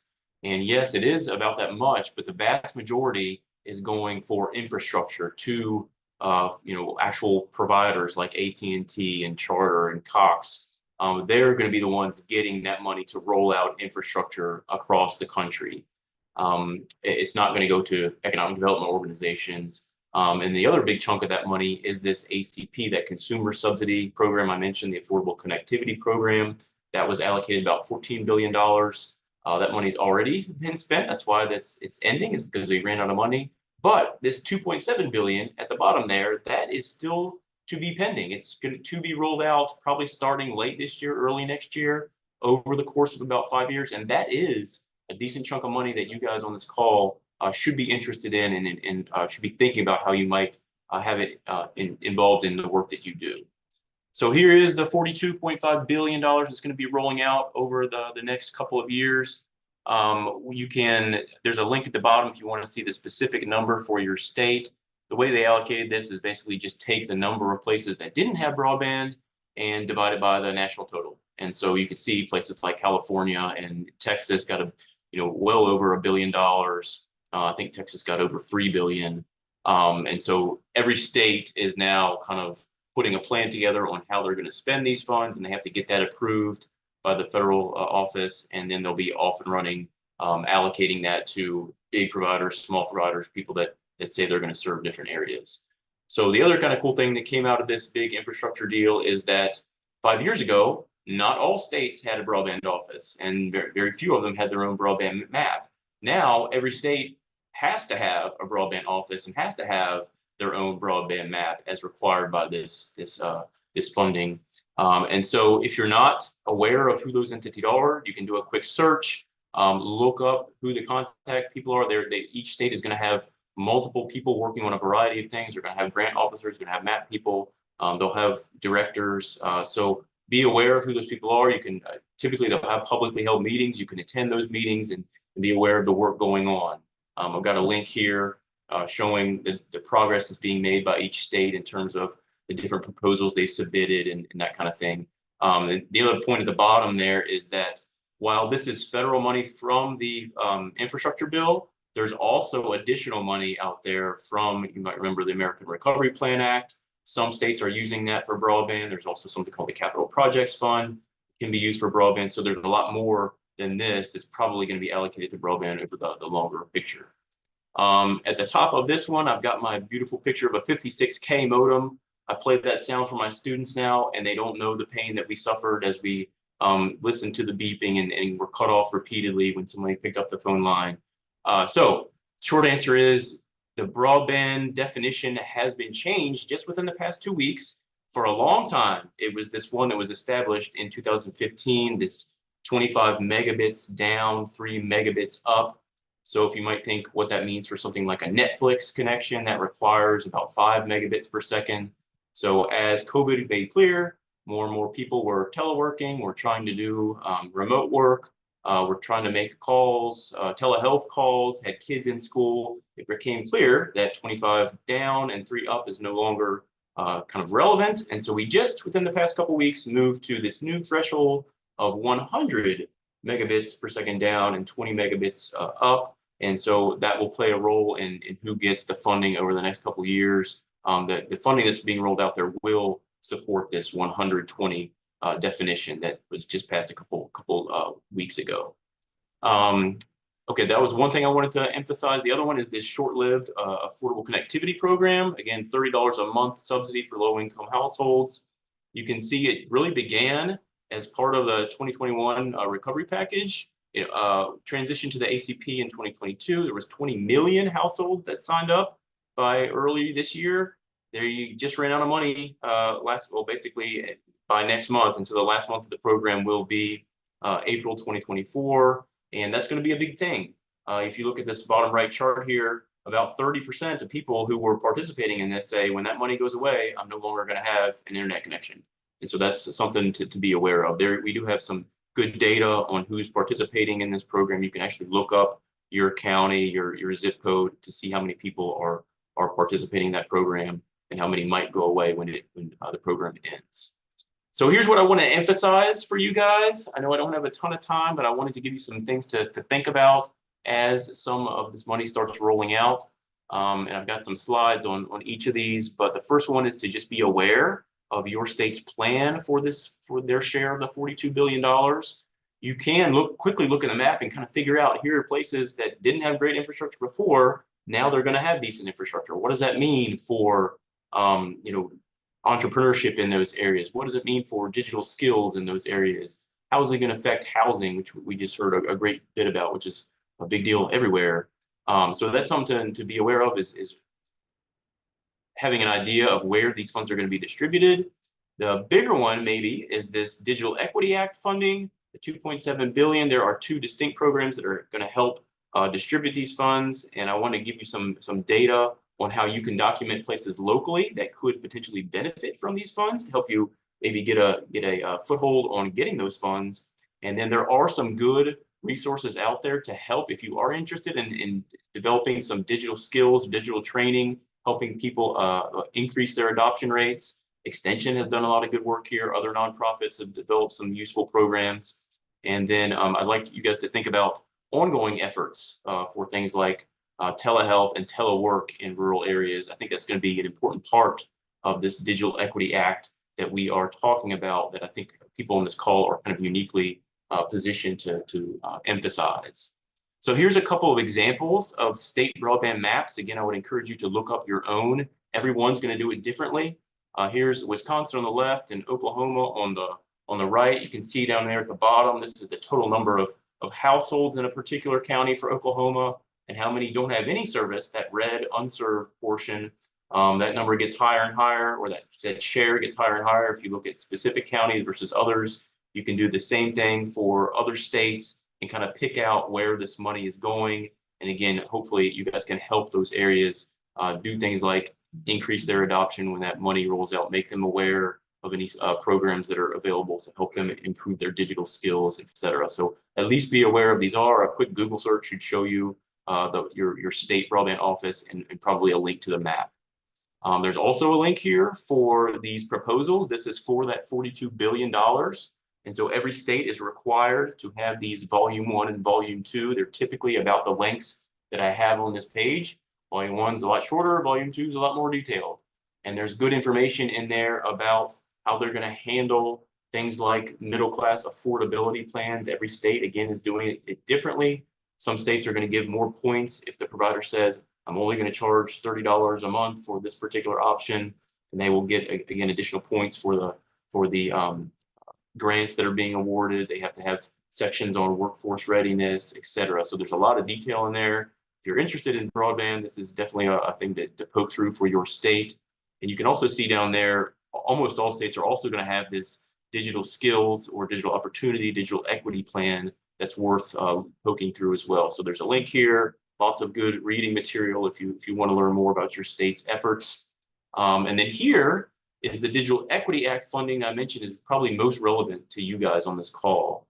There are two distinct programs going to be unrolled over the next couple of years, totaling that $2.7 billion. Each state is going to have subgrants that's basically going to say, okay, we want to help people take advantage of this new infrastructure that's being rolled out. We want them to gain digital skills. Here's how we're going to do it.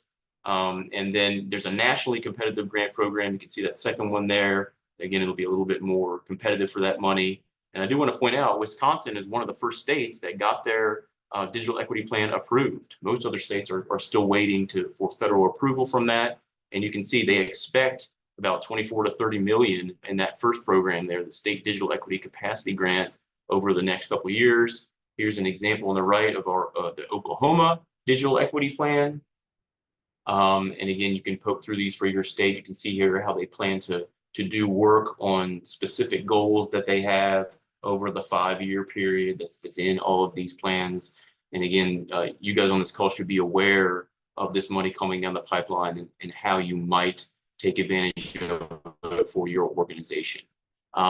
Here is a tool on how to gather some data on broadband adoption. I tried to lay everything out in one slide. If those of you on this call are interested in a more detailed presentation on this, I have some slides that walk you step by step, but you can go to this link, you can pick your county, zip code, city, whatever, and you can get an average for the percentage of all households in that location that have dial-up access. There are people that still have dial-up access, that don't have any internet subscription at all, that have satellite.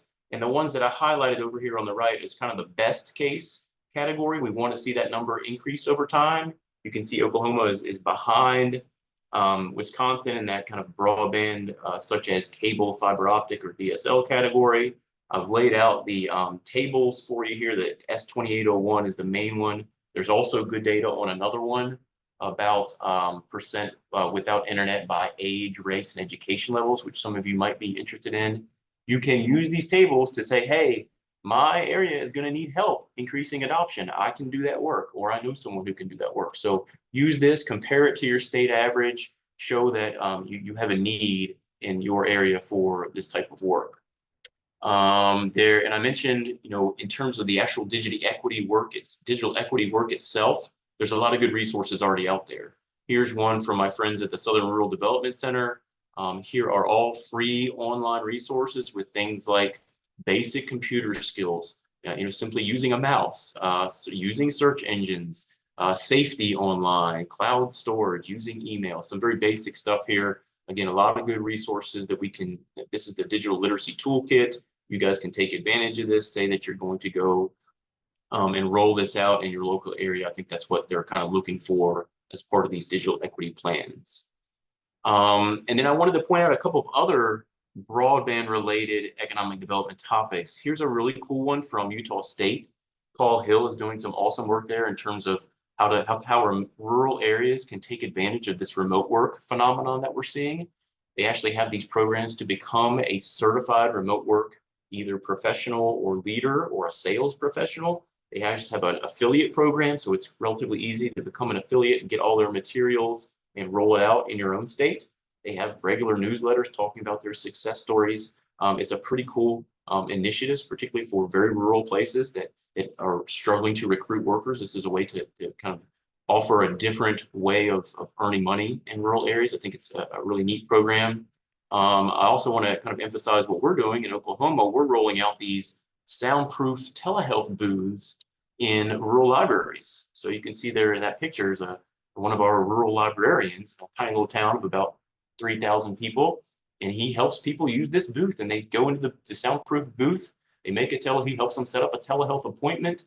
They talk to a specialist that's in an urban area.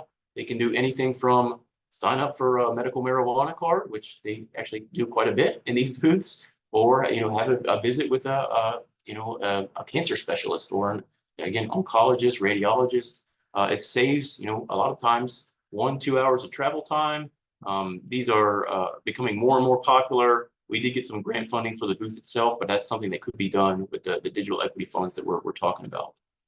And then, again, I think this is my last slide, but I would just encourage you guys to kind of think outside of the box. Each state is probably going to be getting 30 to 50 million for this type of work. What can you add to the work that's probably all is going to be done? We know libraries can do things like basic computer training. Nonprofits can do stuff like basic website design. How can you guys, as again, extension, regional organizations, economic developers, compete for these funds? So think about that. Again, remote work is something there. Tulsa actually has a program where we're offering $10,000 for people to move to the area and do remote work. So I've seen some rural versions of that where they're trying to lure people in to do remote work. I've got a box here on the right talking about, can you do business website development? Can you have programs focused on civic engagement, farmers, maybe app development for specific things that you might be interested in? And then the last point I have here is the covered populations that must be addressed by the Digital Equity Act. You can see there, the one that's most relevant to you all is the rural households. So you can say, if you work in a rural area, this is exactly who we're hitting by focusing on whatever topic you propose. You can see the other ones there. If you have a high percentage of households under 150% of the poverty line or over 60 years old, et cetera, you can make the case for getting your hands on some of these digital equity funds. And so that's all I had. I see there's quite a few questions being raised in the chat. So I'll see if I didn't get a chance to look at those as we're coming in, but happy to answer questions. I'll turn it back over to you, Brandon, to lead us through that maybe. Wonderful. Yeah, and just as to piggyback on some of the things that are in the chat right now, there are several broadband specialists from the state of Wisconsin who are part of Extension who are on the call. And we're really leaning into working in the broadband space and supporting rural communities, as our Dean Martin had mentioned. So for those, if you're looking for direct conversations with those folks, it's Jessica Beckendorf, Gail Hike, Chris Stark, Brittany Byer, or John Parrish. And again, we'll drop some more information into the chat. And Brian, we'll wait just a minute until after Jacob goes, and then we'll have an opportunity for question and answer. So now we will turn it over to a discussion on understanding rural digital footprint within rural communities with Dr. Jacob Thibault speaker. Jacob is an assistant professor in the iSchool at the University of Wisconsin-Madison. Dr. Thibault speaker studies the causes of systemic information gaps, for example, geographic and topical underrepresentation of user-generated content, exploring how to build the systems to fill the information gaps in rural communities has become something that he's been looking at.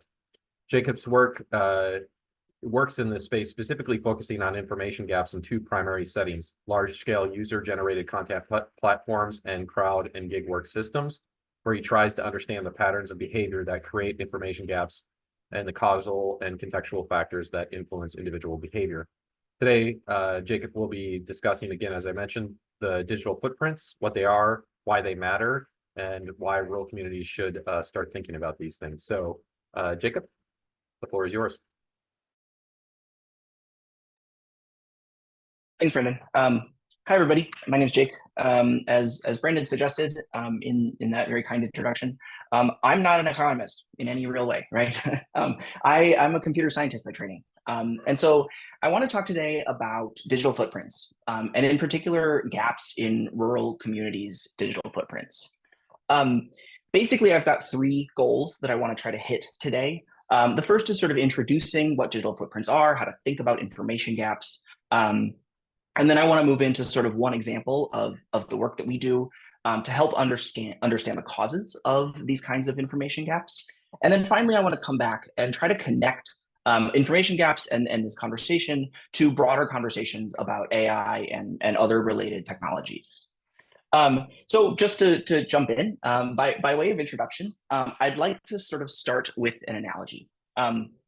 In the 1950s, the US highway interstate system drastically expanded and built new roads, new interstate with bypasses that routed around and past many rural communities rather than through these communities, which is where the roads had been before. The consequences of this are kind of mixed, but there are a number of examples of this bypass process resulting in economic deterioration in rural communities. In the 1990s, sort of as consumer internet starts to become available, the internet and benefits that came with it sort of got heralded as the information superhighway. As you can see on this cover of Popular Mechanics, some people were describing this as things like the greatest social revolution since the automobile. And this Popular Mechanics cover, just as one example, predicted the internet's impact on things like shopping and banking and education and entertainment. And really, in a lot of ways, we've seen these predictions bear out over time. If we fast forward about 10 years to the mid-2000s, following Brian's timeline, actually, when we start to see broadband penetration in urban and suburban places hitting about 50% of households. And in this same time frame, we start also seeing the creation and growth of what has come to be known as Web 2.0, or the social web, which is really internet platforms that connect people to one another rather than just providing a service like banking or shopping of some kind, right? And so the growth of this social Web 2.0 technology has defined much of how we see the modern internet today. What you're seeing here is just a list of the top 10 most popular websites, according to similarweb.com. And what I've highlighted in green here are websites that have some social component to them, whether that means things like reviews or explicit social communities like Twitter or Instagram, or other kinds of user-generated content. Now, it's important to note here that the phrase the social web is a little bit euphemistic. We're really talking about people, right? In many cases, the social web refers to software platforms, technology platforms of some kind that rely on user-generated content, information that's created and put online by people. And in two prominent examples of these kinds of platforms are things like Wikipedia and OpenStreetMap. You've probably heard of Wikipedia, but in case you haven't, Wikipedia is an online internet encyclopedia, but it's written entirely by volunteers. Hundreds of thousands of people come together to collaborate to create Wikipedia and provide a really important information resource. It was number 6 on that list of most popular websites. You might be less familiar with OpenStreetMap, which is an online map system. Basically, it provides services like Google Maps. But unlike Google Maps, much of this content is voluntarily created by people, making it a lot more similar to Wikipedia in terms of how it works. Fewer people use OpenStreetMap directly, but it provides underlying data for a lot of mapping and geographic applications that we use today, including things like Apple Maps on your iPhone. And both of these systems, because they're contributed by or constructed by volunteers, they're examples of wikis that are basically communities of people who volunteer their time and knowledge to help build global shared information resources. So that's kind of a high level of the social web, and we haven't yet gotten to digital footprints or gaps, right? So I want to sort of introduce this using a couple of examples. On the top here, what you're seeing is an excerpt of the Wikipedia page for Black Earth, Wisconsin, which is a village near Madison of about 1,300 people. And on the bottom is an excerpt of the Wikipedia page for Madison, Wisconsin, right? A city of about 300,000. And what we're seeing here is basically that there's substantially less content about Black Earth than about Wisconsin. It really, including a single sentence about the history of Black Earth. Black Earth has a historical society. There's plenty more history in Black Earth than represented in this single sentence, right? But that is what is on the Wikipedia page. And you can see this disparity or this disconnect become a lot more visible if you compare what's in the purple box here to the big yellow box surrounding the table of contents on each of these pages, right? And just by way of another example, this is OpenStreetMap, right? On the top, you're seeing an intersection in Quebec, Maine, which is a town of about 600 people. When my family moved there, we increased the population by about 1%. And on the bottom, what you're seeing is an intersection in St. Paul, Minnesota, near where I lived in grad school.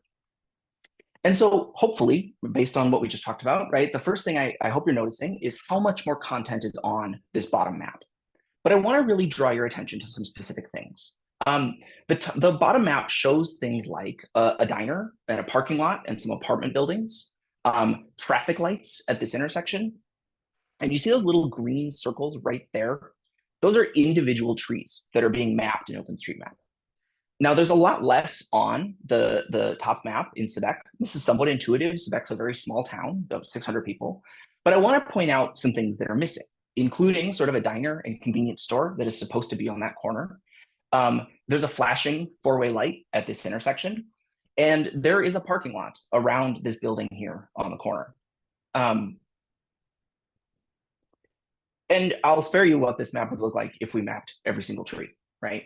And so put another way, right? The process of creating digital footprints about communities is much less successful in rural Quebec by compared to more urban St. Paul.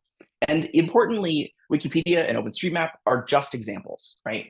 But unfortunately, prior work has found that these kinds of rural information gaps on social media platforms like Twitter and Flickr, as well as wiki platforms like Wikipedia and OpenStreetMap, and many others that also rely on user-generated content, these patterns exist across the web, right? Basically, broadly stated, urban and wealthier areas tend to be more geographically successful, which means that, in other words, to come back to this analogy that I started with, in terms of digital representation online, the information superhighway and the social web that it enables has routed around and bypassed rural communities. And so on one hand, this is expected, right? Fewer people in rural communities means fewer people with interest or ability to potentially contribute. But there's a really key aspect about these platforms that's important here, right? Theoretically, anyone, anywhere can contribute about anything. And so the question sort of becomes, if anyone, anywhere can contribute about any place, how and why are rural areas underrepresented in these important information resources? Which brings me to sort of the next phase of this talk, right? I want to talk through some of our research that focuses on trying to understand why this comes about. And so in this study, specifically what we were interested in is what kinds of places do current volunteer contributors focus their efforts in? We studied this in OpenStreetMap, focused in the continental United States, and we were focused on individual contributor pattern behavior over time. Within the research, there's a number of other variables here. I want to focus on two today. We were particularly interested in sort of a focus county where individual contributors focus within a given 3-month interval, and the percent rural contributions, right? What portion of contributors' efforts happen in rural counties? Prior work also suggests that in these kinds of wiki systems like Wikipedia and OpenStreetMap and many other online communities, the contribution patterns, the participation patterns follow power laws, which really means that a small number of people contribute the majority of the content. And so to understand this more deeply, we also broke contributors out into 3 different categories of people, right? The top 1% of contributors, the sort of next 9% of contributors, and the bottom 90% of contributors. And just to put a point on it, when I say power law, what we're talking about is 1% of people produce 68% of the content, and 90% of people produce only 4% of the content overall, right? And just for some context, I also wanted to show you how many quarters people stay in the system, how many 3-month periods people stick around. And what you're seeing here is just a histogram of the relative number of quarters that people remain in the system over time. And you'll notice here that the top 1% of contributors stick around in the system much longer. Now, when we look at which counties people focus their effort in, we see that most people focus their contribution efforts in only a few counties over time. And even though sort of the top 1% of people do tend to increase the number of counties they focus in over time, that's that black line that you're seeing on this graph, they're not focusing in a new county every quarter, right? That would look like the dotted line also on this graph. So in other words, what this means is that people often repeat the county that they primarily focus in. And ultimately, people are consistent in general over time about which counties they will focus their effort in. Turning to our second variable, we also wanted to understand what kinds of counties people focus in. And so what you're seeing here is a plot of what percentage of people's contributions happened in rural counties within each 3-month interval, broken out by these different categories of contributors. Each dot here is an average across all the contributors in that time window, and the lines are just showing variation. What you can see here are differences, first of all, between these different user classes in terms of the rates of contributions that happen in rural areas, and that this trend stays fairly consistent over time.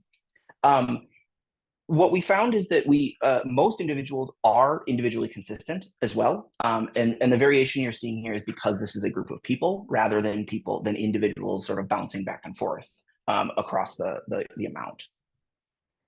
But notably, the top 1% of people have the largest medians of percent rural contributions. But even they have a median of around 20% per quarter. In some cases, people jump to about 30% of their contributions being in rural places.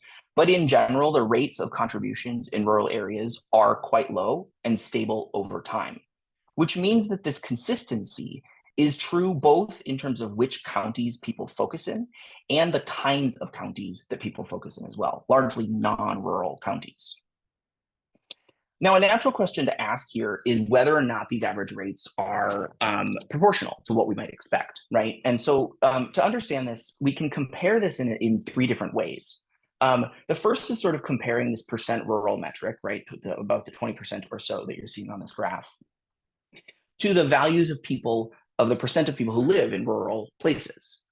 You could also compare this to the number of rural or high poverty counties in general, and the number of contributors who focus in rural or rural areas, right?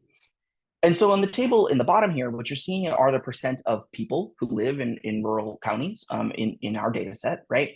And the percent of counties that are rural. And so if you compare this percentage against these 3 ways of thinking about what's proportional, what we see is that in most cases, percent rural values are disproportionately low compared to the sort of baseline proportionality metrics.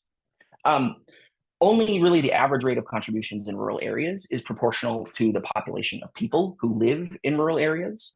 But importantly, this comparison implicitly assumes that the number of mappable things in rural places should be proportional to the number of people. But if you remember, for instance, the example at the beginning, this isn't necessarily true. In urban places, OpenStreetMap has decided, the community has decided, that individual trees are mappable.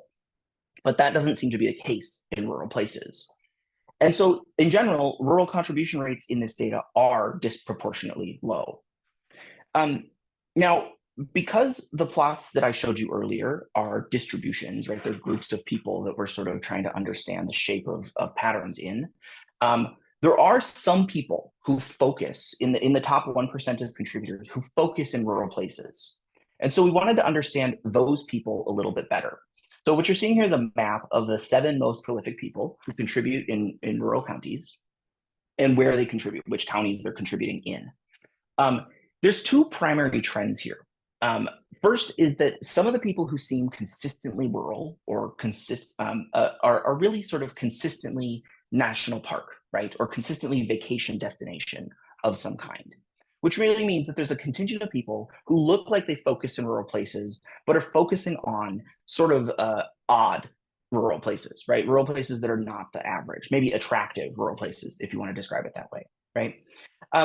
But there is a small contingent of people who do focus in rural areas. If you look at the large purple swath in northern Maine there on the top right of this graph, that's one contributor who is focusing their effort regionally in rural Maine, which suggests that you may be able to target specific people to help with this sort of issue.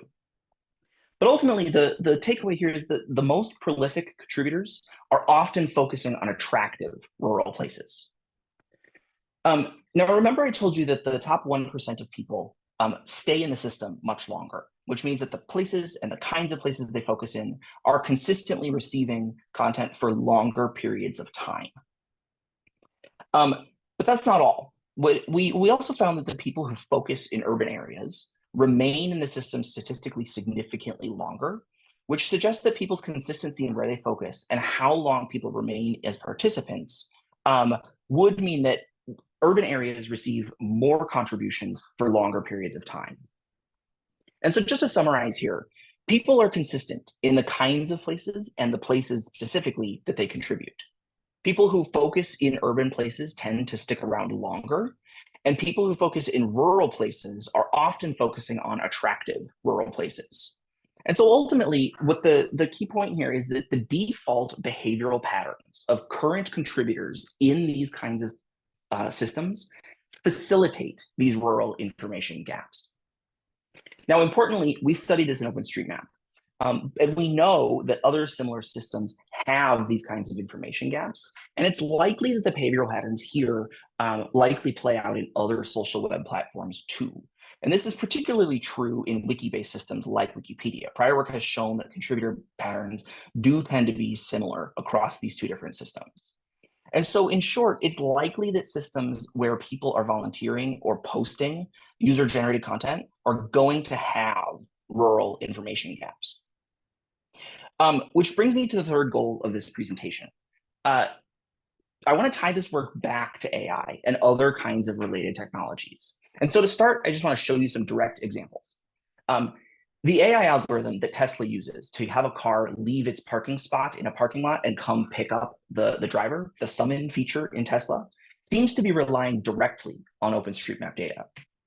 Apple Maps imported all of OpenStreetMap when they relaunched their Maps application, which means that Apple's AI algorithms for navigational routing relies on OpenStreetMap data. And according to a study put out by an organization called the Data Provenance Initiative, which has co-authors from both top-tier academic institutions as well as AI companies, suggests that Wikipedia makes up 15% of the training data for AI tools like ChatGPT. Now, remember this chart from before? Notice that the social media platforms like Reddit and Twitter or X also make up about 10% of training data for AI. And overall, what this Data Provenance Initiative paper shows is that as much as 40% of the training data in AI tools like ChatGPT rely on user-generated content on social web platforms, including but not limited to Wikipedia. And so there's a common adage in AI spaces, garbage in, garbage out, which really means that if the training data is problematic in some way, the AI that's trained on this data is going to have problems. Or put another way, information gaps in, information gaps out, right? AI tools are likely to be ineffective and risky for rural communities precisely because of these rural information gaps that I've been discussing. And this starts to become especially problematic when the problems that AI exhibits start to play out in the real world with real world consequences. And so to wrap up, I just want to come back to this analogy, right? The US highway system built bypasses and routed around rural communities across the country, leading to substantial economic cost in some cases. The modern information superhighway, which is largely enabled by vast amounts of user-generated content, is also quote unquote bypassing rural communities, creating these systemic information gaps about rural places. And the data I presented today was one study focused on one system, but these information gaps have been shown in many different social web platforms. And so while these missing or incomplete rural digital footprints may not be particularly important or relevant to rural communities today, as someone in the chat was mentioning, the existence of these information gaps is an issue of digital representation in important AI tools. And so to make sure that rural communities are well served by AI tools, rural digital footprints become a really important topic of concern. And so without addressing this issue, which is what my current research is focused on, societally, we're sort of at risk of creating almost an AI way that creates new kinds of bypasses with new kinds of consequences for routing around rural communities. And so with that, I'll wrap up and say thanks. And I think we can open up for questions. Wonderful. Thank you, Jacob, and thank you, Brian. This is an opportunity. Again, we have about 8 minutes for questions for our presenters. So please feel free to drop those into the chat as you have them. And Kristen, I see you have it, but since you pulled your face up, I don't know if you want to ask a question right now. Yeah, this is great information. One of the things I'm wondering is, should rural communities respond to this by creating explicit plans to maybe create an off-ramp on the AI highway to their community? Should we not be relying on organic posts in communities, but really bringing communities together to plan to raise their profile? Or is the amount of information that's coming in from urban communities so overwhelming that that's not going to make much of a difference? Yeah, I think it's a good question. One angle, I have kind of two hunches in this space, right? And one of these hunches is that localness is really important, right? And so thinking about who is producing the content, can we sort of support rural communities in producing their own content and representing themselves digitally is one aspect of this. And then I think the other aspect of this personally is that what we're really seeing in a general sense is that the current modes of operation for producing this kind of information on the web isn't supporting rural communities well, right? And which to me, as a computer scientist, as someone who thinks about building systems, right, becomes a question of how do we meet rural need? How do we sort of create new kinds of applications or new kinds of technologies that support creation of information that maybe help augment some of these other big data sets? Thanks. And Brian, I know you sort of asked the question, but I'm going to actually turn the question to you because I presume that you might have some thoughts on the question that you posed about the 1%ers and the funding from the Digital Equity Act. Did you want to respond to that? Sure, I'll just raise it generally. And again, great job, Jacob. I think this is a really cool presentation. I actually just pulled up the paper that you based this on and tried to see if there were any of those places in Oklahoma. I couldn't quite tell. But again, you know, this idea, and I see some other quotes down here raising the same point. Should it be something where we're trying to, and again, the Digital Equity Act, you could say, hey, I'm going to spend some money to educate people locally about how this is an important thing and then have them go off and be the 1%ers? Or there's some really good suggestions later on, you know, can we just post it publicly and have AI do it for us? What's the best way to get some rural representation in what you're talking about? Yeah, I think one of the research areas that I'm really interested in is sort of what is this question of the importance of user-generated content by people versus creation by AI, right? Some of the early research is suggesting that if you create content by AI and then use that as training data for future AI, that the AI tools just start to fall apart really quickly. They start producing nonsense. They're not very helpful. And so this early work is suggesting that it seems like it has to be real people doing this kind of work. Which I think comes back to your point about how do we get rural contributors who maybe become those 1%, or maybe we aren't thinking about 1%ers anymore. Maybe what we're talking about is communities contributing a little bit of information sort of more consistently over time. And it doesn't need to be about one person doing a bunch of work. It could be about a lot of people doing relatively little work by comparison, to try to help make sure that folks are being represented. Great. And I will say that like these two presentations together, actually, there was sort of a thread beyond the broadband deployment, but Brian, you sort of ended with this, and Jacob, I think one of the unique contributions of your the presentation is that a lot of rural communities are not discussing this, and that's something that Kristen Fish-Peterson just sort of mentioned too, that this might be a space for economic developers to start thinking about. But Brian, you had mentioned the need, once this deployment gets out into the world, just because you build it doesn't mean people will come, and there will be accessibility issues. And so we need to be forward thinking about how do we actually get our rural communities connected in a meaningful way. And Jacob, you're bringing up things related to conversations that often feel like they're reserved for tech hubs and other places like large cities, and really kind of bringing this center for rural communities to start thinking about like the impact if they don't get their data out there and have it in a way, there may be just garbage on the communities, and they may be left out of the economic development opportunities in the future. So are there any specific things that either of you have that you would sort of leave folks to think about as they take away the opportunities, forward looking, that they might be considering, to specifically as it relates to economic developers? Any takeaway advice that you have at this point based on what you all shared? Well, I'll jump in and say that it's definitely worth looking up your local area, and in terms of where they stand. Do you expect money to come from for the infrastructure portion of what I mentioned, and putting together some data on, again, your adoption rates, your broadband adoption rates, your low income broadband adoption rates, comparing that to the state average. Do some of the searches Jacob talked about. Look up your area on OpenStreetMap and some other places. Look up your Wikipedia entry. See if this is something you might be interested in. My presentation had a couple of other suggestions of ways where economic developers, again, extension offices, might be interested in participating in this pending digital equity funds. But just at least be aware of what you could potentially do. And this was actually, maybe this will be one of the last questions, the last one pops in, but Jacob, this is something Mike had asked regarding the 1%ers. Who are these folks that are consistently engaged? I mean, is there something that you learned about them and that you can sort of share?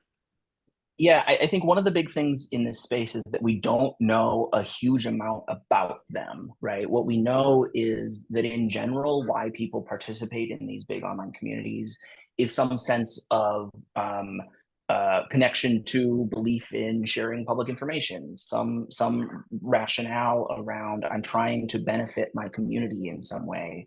And for a lot of people, they see their community as other contributors on the web, right? To some extent, right? It's not necessarily a local community.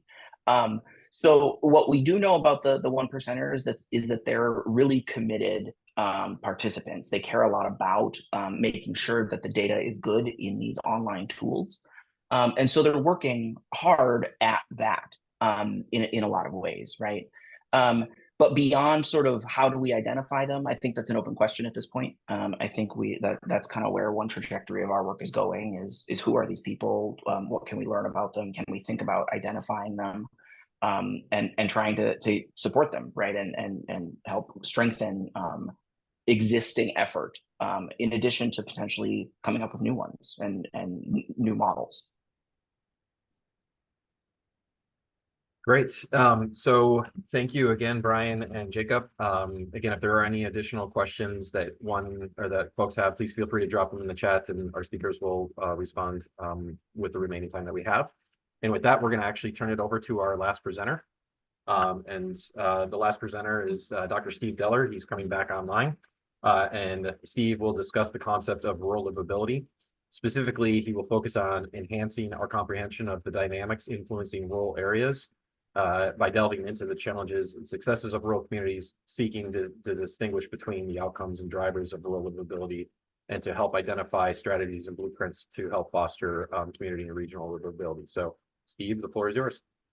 Great, thank you. What I want to share with you is an initiative that the College of Agriculture, in partnership with the Division of Extension, is undertaking. It's the Wisconsin Rural Partnership funding. This is work that's made available through a grant that came through Senator Tammy Baldwin's office. And the initial round, there were 4 specific projects. There's been 2 additional ones, and I don't recall what the 2 additional ones are. Sorry about that. But there's 2 that are focused on rural health access. One that's really kind of focused more on mental health of youth, and kind of whole family health systems, a more holistic view of tackling health. There's also one that's working with the Native American nations in Wisconsin around local food systems. And then there's the Rural Livability Project. And that's the one that I want to share with you a little bit now, okay? As we kind of talked about, is that when we think about rural economic prosperity, we tend to think in terms of growth. More jobs, more people, more businesses, more income, more. And what we want to try to do is to kind of think about, is that too narrow? Because when you think about some rural Wisconsin communities, when you look at traditional measures of economic growth, they seem stagnant. But in reality, they're doing very well, thank you very much. So the question is our focus on growth too narrow? Some of you may have heard this kind of how we've thought about economic development kind of changing over time as the economy changes, as our understanding of the economy changes. And we kind of have gone through these different waves, if you will. The first wave, which can be traced back to the Great Depression and the Mississippi Balancing Agriculture and the Industrial Act, focused on industrial recruitment.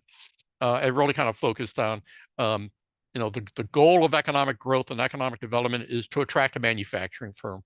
And the way that you do that is through low taxes, no regulations, cheap labor, which means unions are bad, cheap land, things like that. Kind of that's how you define business climate. But the economy kind of changed. With my initial presentation this morning, a lot of the job growth really comes from new business formation. So a lot of economic development folks started thinking in terms of small business development, business retention and expansion. Let's focus on the businesses that are already in our community. That's kind of the second wave. Then the third wave is like, well, we need to be a little bit strategic in how we do that. We need to kind of identify what are the region's economic comparative advantages, and we need to focus on those. This is where the notion of industrial clusters came in, public-private partnerships started to come in. But all of this has been really premised on this notion that people follow jobs. So if you create job opportunities, employment opportunities, people will follow that. Well, the research is starting to suggest that people follow jobs is changing. Increasingly, jobs are following people. And this has kind of moved us into this new way of thinking, is rather than narrowly thinking about jobs, and businesses, maybe we need to be thinking about people, quality of life, placemaking, or community livability. I've kind of tagged this as the fourth wave of economic development. But this kind of spurred the rural livability project, is that if more and more communities are thinking about placemaking, focusing on attracting people, retaining people, have our youth go off to college, experience Broad City Lights, and then move back. How do we get them to move back? Okay, so the challenge then is what defines quality of life or livability or even prosperity? How do we define it? How do we measure it? The problem is that this is what economists often refer to as normative value judgments, okay? And different people value different community attributes. In the last conversation about the digital footprint in the chat box, somebody was saying, you know, a lot of rural areas, we go to rural areas so that we can disconnect. That's a value judgment, okay? And perhaps, you know, a young professional living in an urban area having access to really high quality broadband is like, I got to have it. If I don't have it, I'm not there. Whereas in rural areas, you know, I really don't want it. It's value judgments. And this is where economists get really squirmy, because when you look at growth, okay, you can measure jobs, you can measure businesses, but when you start to get into these different community quality of life attributes, it becomes very, very difficult. And that's the point of this project, is to try to identify what do we mean by that. Initially, we're using two different approaches. We're referring them as the Roebuck approach and the Iserman approach. The Roebuck approach uses what economists call compensating differentials. What we're essentially saying is that people will pay a premium in the rental markets, in the housing market, to live in a high quality of life area. They're willing to pay more to live there. They're also willing to accept lower wages to live in a high quality of life area. On the flip side, if you want me to live in a low quality of life area, I'm not willing to pay very much to live there, and you better pay me more. Okay, so this idea of compensating differentials is that we can use that information to come up with a way of measuring quality of life or livability. The Iserman approach is a little bit more subjective, if you will. And essentially what we do is we select a handful of different social economic measures that are associated with prosperity areas. And then we essentially say the community above a national average, or is it below national average? And we can kind of use that. For example, we've been using the Roebuck, and we're hesitant to share this because this is an ongoing research project. This is preliminary analysis. If we talk about this a year from now, these numbers could look very, very different. But the idea here is that we can use this, you know, housing market and labor market information to come up with these measures of quality of life. And what we got here on the map is, the darker the red, these are higher quality of life places. The darker the blue is the lower the quality of life places. And you can start to see some things start to pop out. For example, the Dakotas. I hope nobody on the call is from the Dakotas, but lower quality of life. Look at San Francisco, that little blue area in the middle of the California coast. That's actually low quality of life. But there's a pattern here. Now, if you look at the rankings of non-metropolitan counties, that's the table on the right. The county with the highest quality of life using this method is Mineral County, Colorado. Mineral County, Colorado is in the southwest corner of Colorado. It's in the heart of the Rocky Mountains. 90% of the land is federal land. There's less than 1,000 people living there. But the natural amenities are just off the charts. It's gorgeous. Hyde County, North Carolina, if you can see my cursor here, you can see that little red spot there on the corner on the Atlantic coast of northeast Carolina. That's Hyde County. It's gorgeous. It's the natural amenities associated with that county are just really very, very high. About 10,000 people live there. But it is a natural amenity-driven type of quality of life. The third county, and I'm not sure how to pronounce that name, that's in the Piedmont Mountains of West North Carolina. Again, it's about 50,000 people, not quite 50,000, otherwise it'd be a metropolitan county. But again, natural amenities are driving this. Now, I kind of picked down the Dakotas there, but if you look at number 8, Butte, Dakota, or Butte County, South Dakota, is one of the higher counties. What we want to try to do is that once we feel comfortable that these are reasonable quality of life estimates, we want to find out what it is about these non-metropolitan counties. What are they doing that is making them a high quality of life area? And how can we learn from those places and help inform rural Wisconsin communities to move forward? The Iserman approach, and again, we're just starting to play with this. He kind of says there are 4 things that help define prosperity. One is the poverty rate, the unemployment rate, high school dropout rate, and then housing. And there's different housing indicators there. And these are some of the same ones that Kristen was talking about. Essentially, if the county is above the national average on all of these, then they have high prosperity. Now, the student that we have working on this, Andy Iserman, who did this, he looked at 1 year. He looked at the year 2000 to line up with the census. We've gone back and we've added a couple of years here so that we can kind of track how counties are doing over time. And the counties kind of break up into 4 different categories.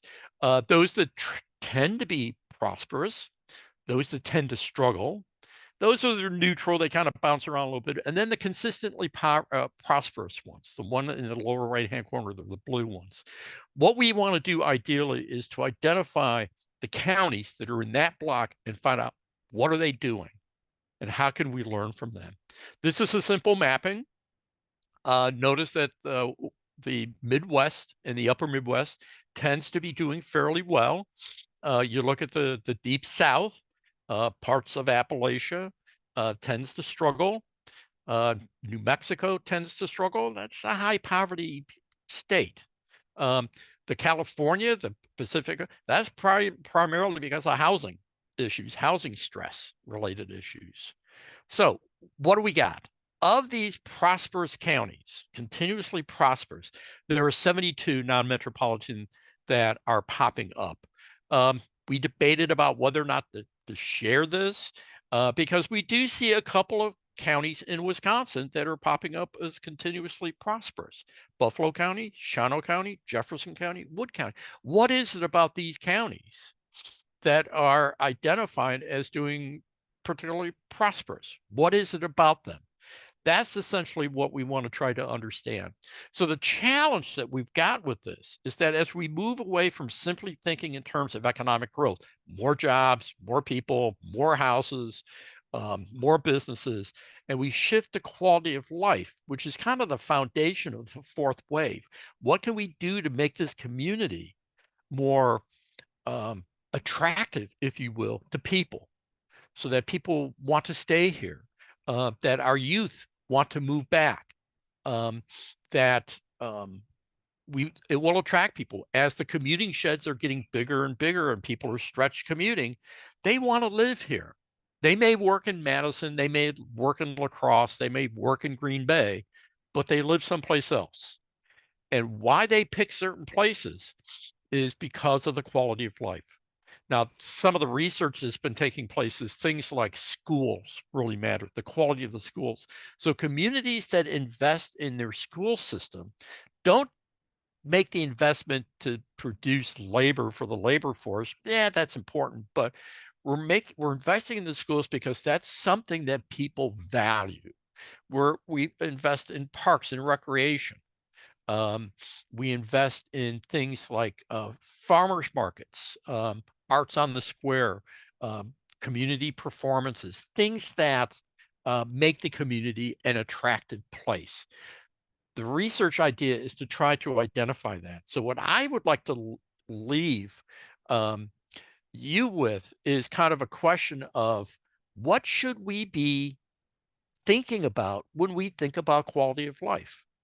Okay, now the problem is that it's going to vary by community. And each community must identify its own comparative advantage. For example, the top rated county in southwestern Colorado, you can't reproduce the Rocky Mountains. You can't reproduce the Atlantic coast with beautiful natural wetlands. Those are naturally amenity driven, and we can't replicate that. But what are the counties that aren't necessarily super high natural amenities? What are they doing? And how can we learn from that? Okay, so I'm going to stop with that and hopefully open it up to a broader conversation around what we should be thinking about when we think about quality of life. Yes, and again, because I want to be respectful of everyone's time, we do have only just a few minutes. And so maybe this is a bit of a teaser. This is a long-term commitment, as Steve had mentioned, that we are committed to looking into. But if there are additional questions or comments or that folks want to make, this would be an opportunity to do so. So probably could take one or two questions.